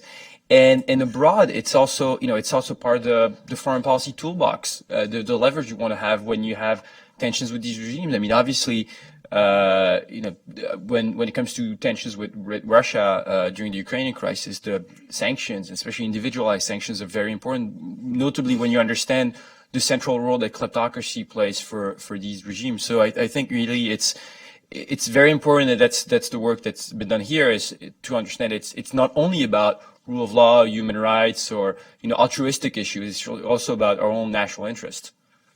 We're going to take maybe a couple of questions. There was one here. Yeah.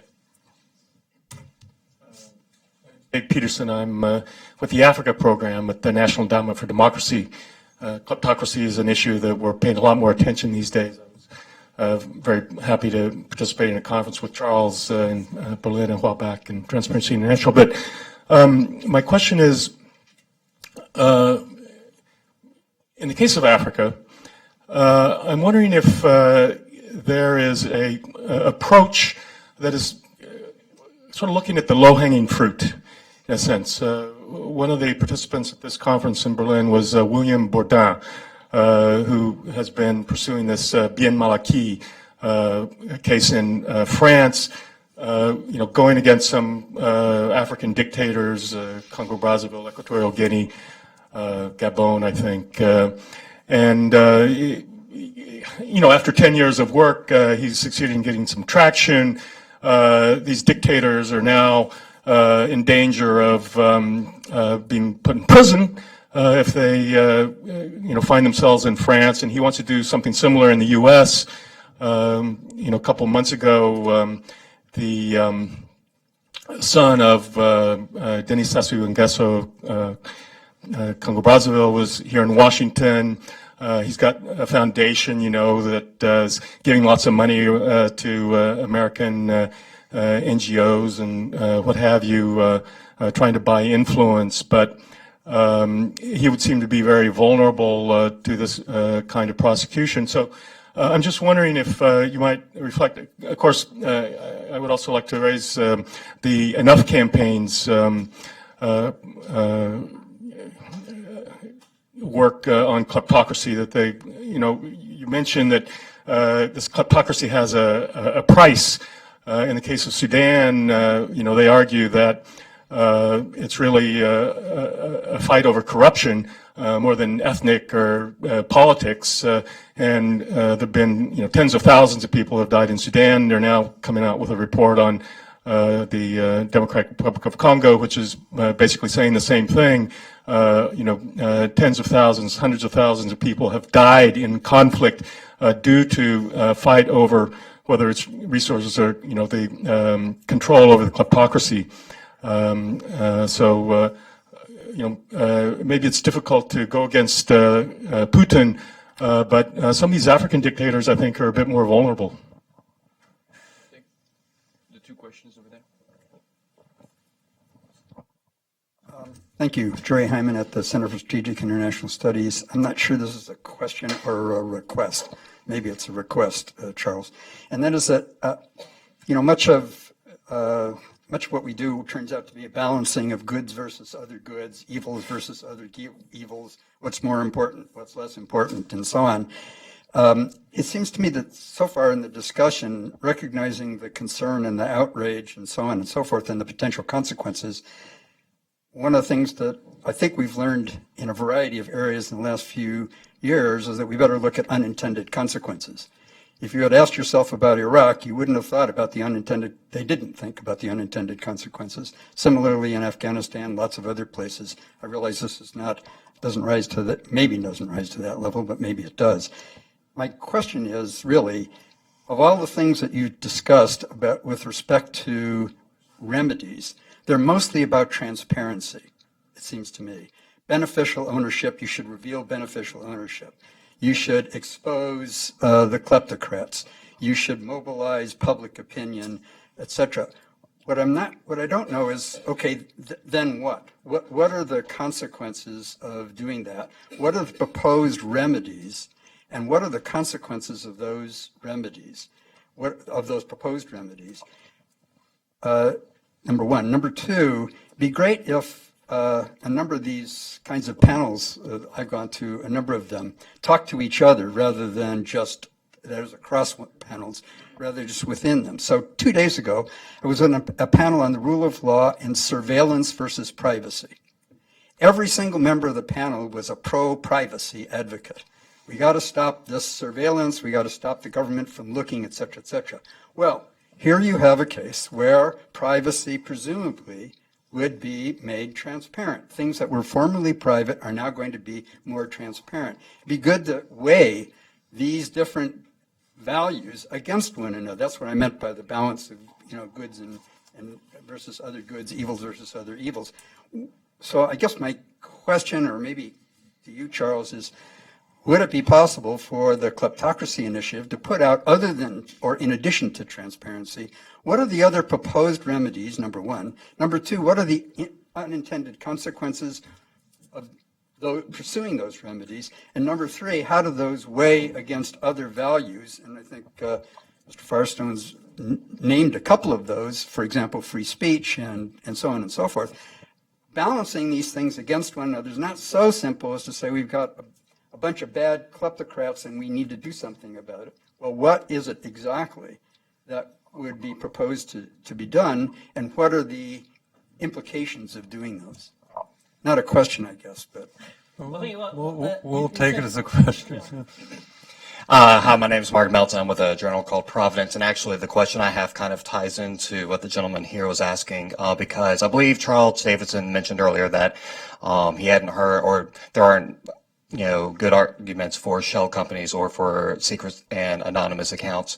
I have heard some, and I think that some of the risks that were mentioned today and yesterday at the panel about kleptocracy kind of the risks kind of pale in comparison to some of the benefits. But one argument I have heard is about how dissident groups and opposition groups can use some of the secrecy in order to avoid the autocratic governments. I don't know exactly what to think of that argument. I don't know how often that's actually used. And so my question specifically is, are there opposition groups opposition groups or dissidents who can use these organizations or, these accounts? And what's the benefit and cost to that?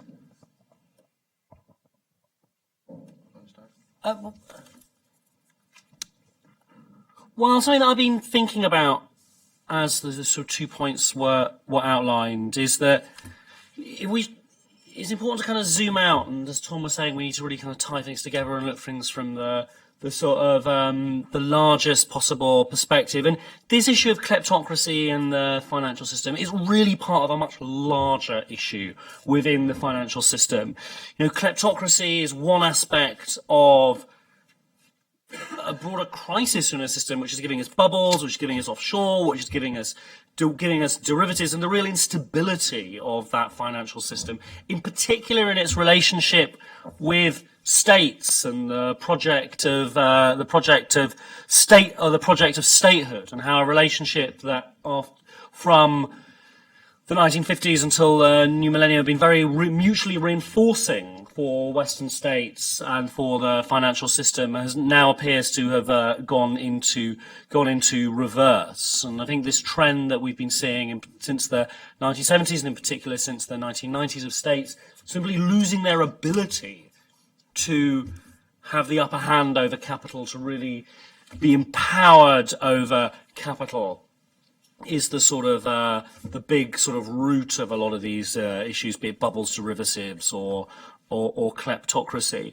One of the things that I'm very interested in, as you look at it from a big kind of political science point of view, is that state building was about the ability of power and political power to exert its control over financial power, and that, in a sense, we're moving into a period of state unmaking, as the states are undermined and by their inability to have power over capital.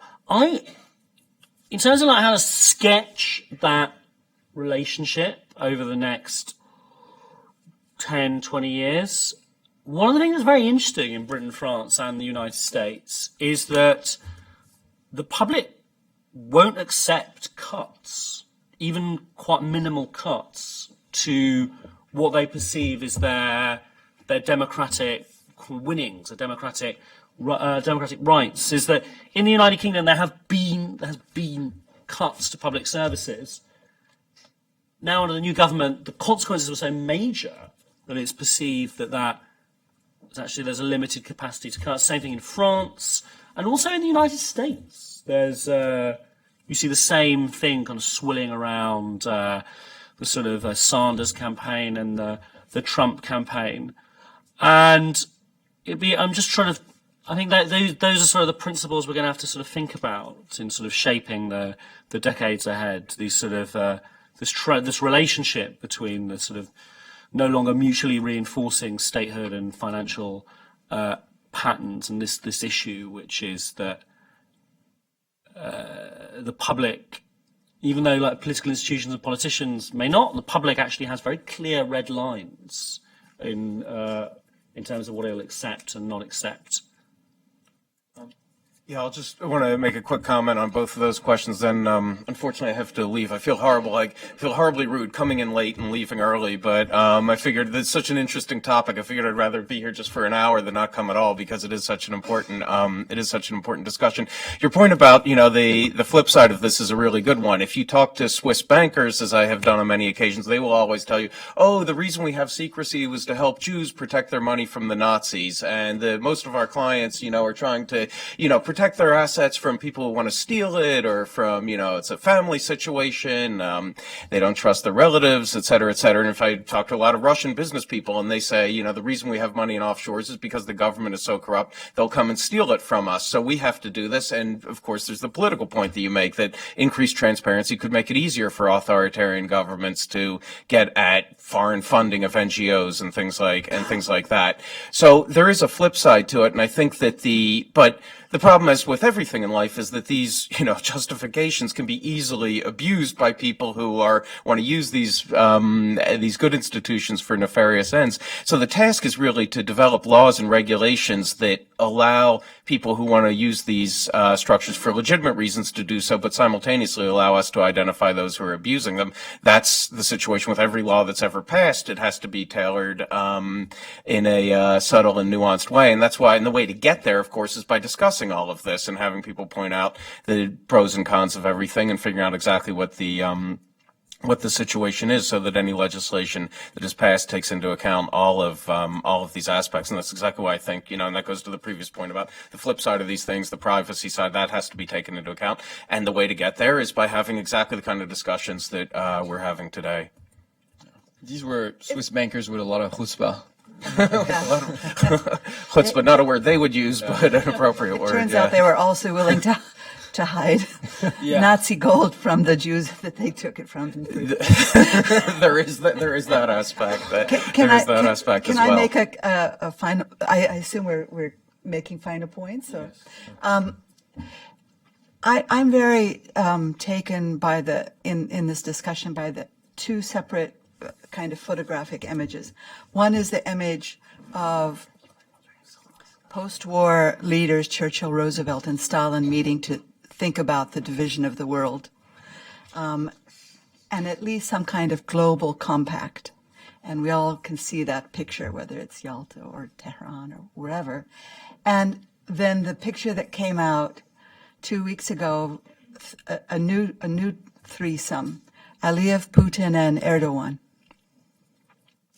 And we need to think about these kleptocracies as an emerging international system allied with African kleptocracies. Of course, since it's not just the West that's enabling, it's also now become an international system.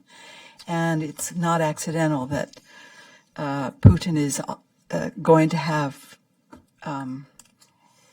military maneuvers in El Alamein, of all places, in northern Egypt. So I think that there is this real moment, and we sometimes I think we know that national security and kleptocracy are linked, but we underestimate that possible moment. And so think about it perhaps in this way. Remember the Berlin crisis.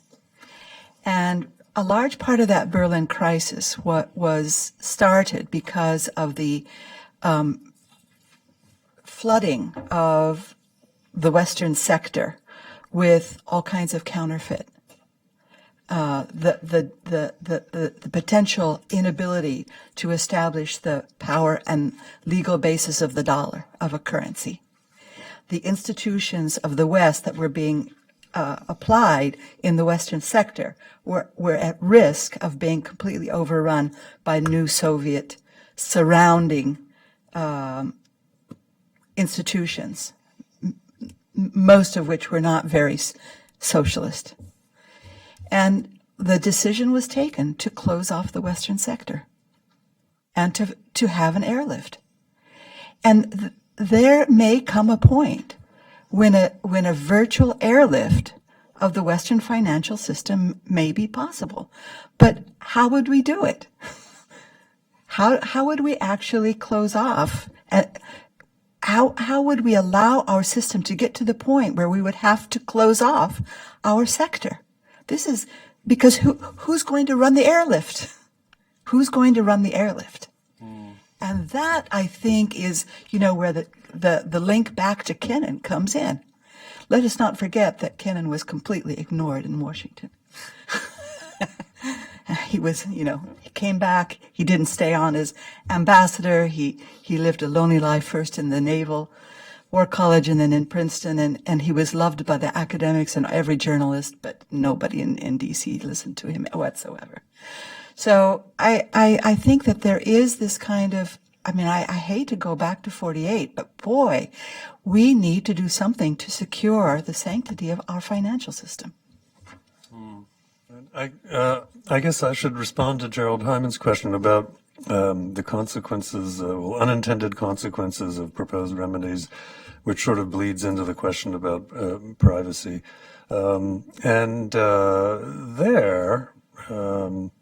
This is a question that's come up for years and years as I've worked on these issues, and it's a bit, prima facie, such a question is a bit of a suggestion for doing nothing. In other words, whatever we're going to do is going to have unintended consequences, so let's not do anything.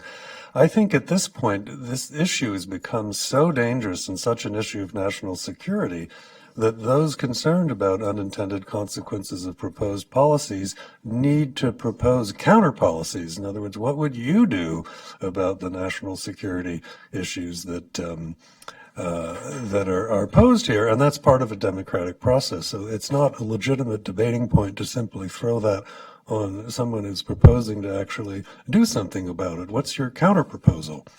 And the privacy issue is something that's been around a long time.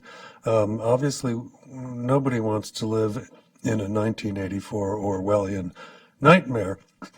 And so we have to balance that with the severity of the threats that privacy, lack of privacy provides. Now, the corporation, the anonymous corporation, the shell corporation, was never, when corporations were designed, this was never an associated intent. It was always it originated until quite recently. It was an entity that was provided limited liability, and actually, the secrecy was never supposed to be part of this from a societal standpoint, and therefore removing that, I don't see that as any egregious invasion of privacy, and people can do stuff without limited liability that remains private. If I could, I'd like to try and answer your question about this low-hanging fruit, because I do think you're right that we do see a large amount of people. We can, every year, how many of them come to the U.S.? Probably a pretty large amount. Every year, how many of these guys are taking vacations in France or going to Switzerland or visiting their ill-gotten houses in London? A very large amount, but I think you get back to, unfortunately, the same question that that Ben asked earlier, which is why don't these governments do anything about it? And it's because when the son of the head of the Democratic Republic of Congo or the nephew of whichever corrupt leader it is comes to town, there's always going to be a certain faction within the government that's going to say, no, we need to leave these guys alone because we have X, Y, and Z agreement riding on our relationship with his uncle, with his father, with his mother. And too many times and too often, political considerations are subordinated, are made sort of higher than these kleptocratic ones, when I think we should actually be looking at the larger picture. There have been certain cases, and the one that comes to mind is probably the arrest and conviction of Pavlo Lazarenko, the former Ukrainian prime minister, was arrested in the U.S. and tried in the U.S. and spent time in prison in the U.S. But again, that in large part happened because there were people within his own country in Ukraine who had it out for him and who had sent the kind of documents that we needed to actually put in a case against him. So when you have, take another Ukrainian situation, recently the U.S. has been trying to get Dmytro Firtash extradited from Austria. And there have been certain cases where the Austrian government has asked the Ukrainian government for certain documents, and they haven't provided them within a year. Because again, there is some kind of internal political, whether it's political inertia, whether it's a desire, friends within the government of Ukraine who are trying to not get him extradited. Unfortunately, just so much of this is dependent on what happens, as Tom said, in the home country. And if you can't get your hands on the material, you can't get your hands on the evidence, that coupled with the kind of political pushback from within our own countries is almost always losing proposition, sadly. Ben, do you want to have a closing statement? Well, so one kind of one closing statement about like the nature of campaigns is you have to repeat yourself. One of the things about sort of Brexit was that they spent 20 years preparing that campaign, through village hall after village hall, through think tanks, slowly trying to pinpoint the right committees within the Conservative Party, taking any chance to run and to get their allies into Parliament. And as sort of Nigel Farage joked, when you've said 1 million times Britain needs a points-based Australian immigration system, people are only just starting to listen to you. So just as bad ideas can become can take off, I think the same thing works for good ideas as well. So I would hope that we keep repeating ourselves. All right. Well, thank you all for coming, and thank you, Ben. Well, thank you, Charles.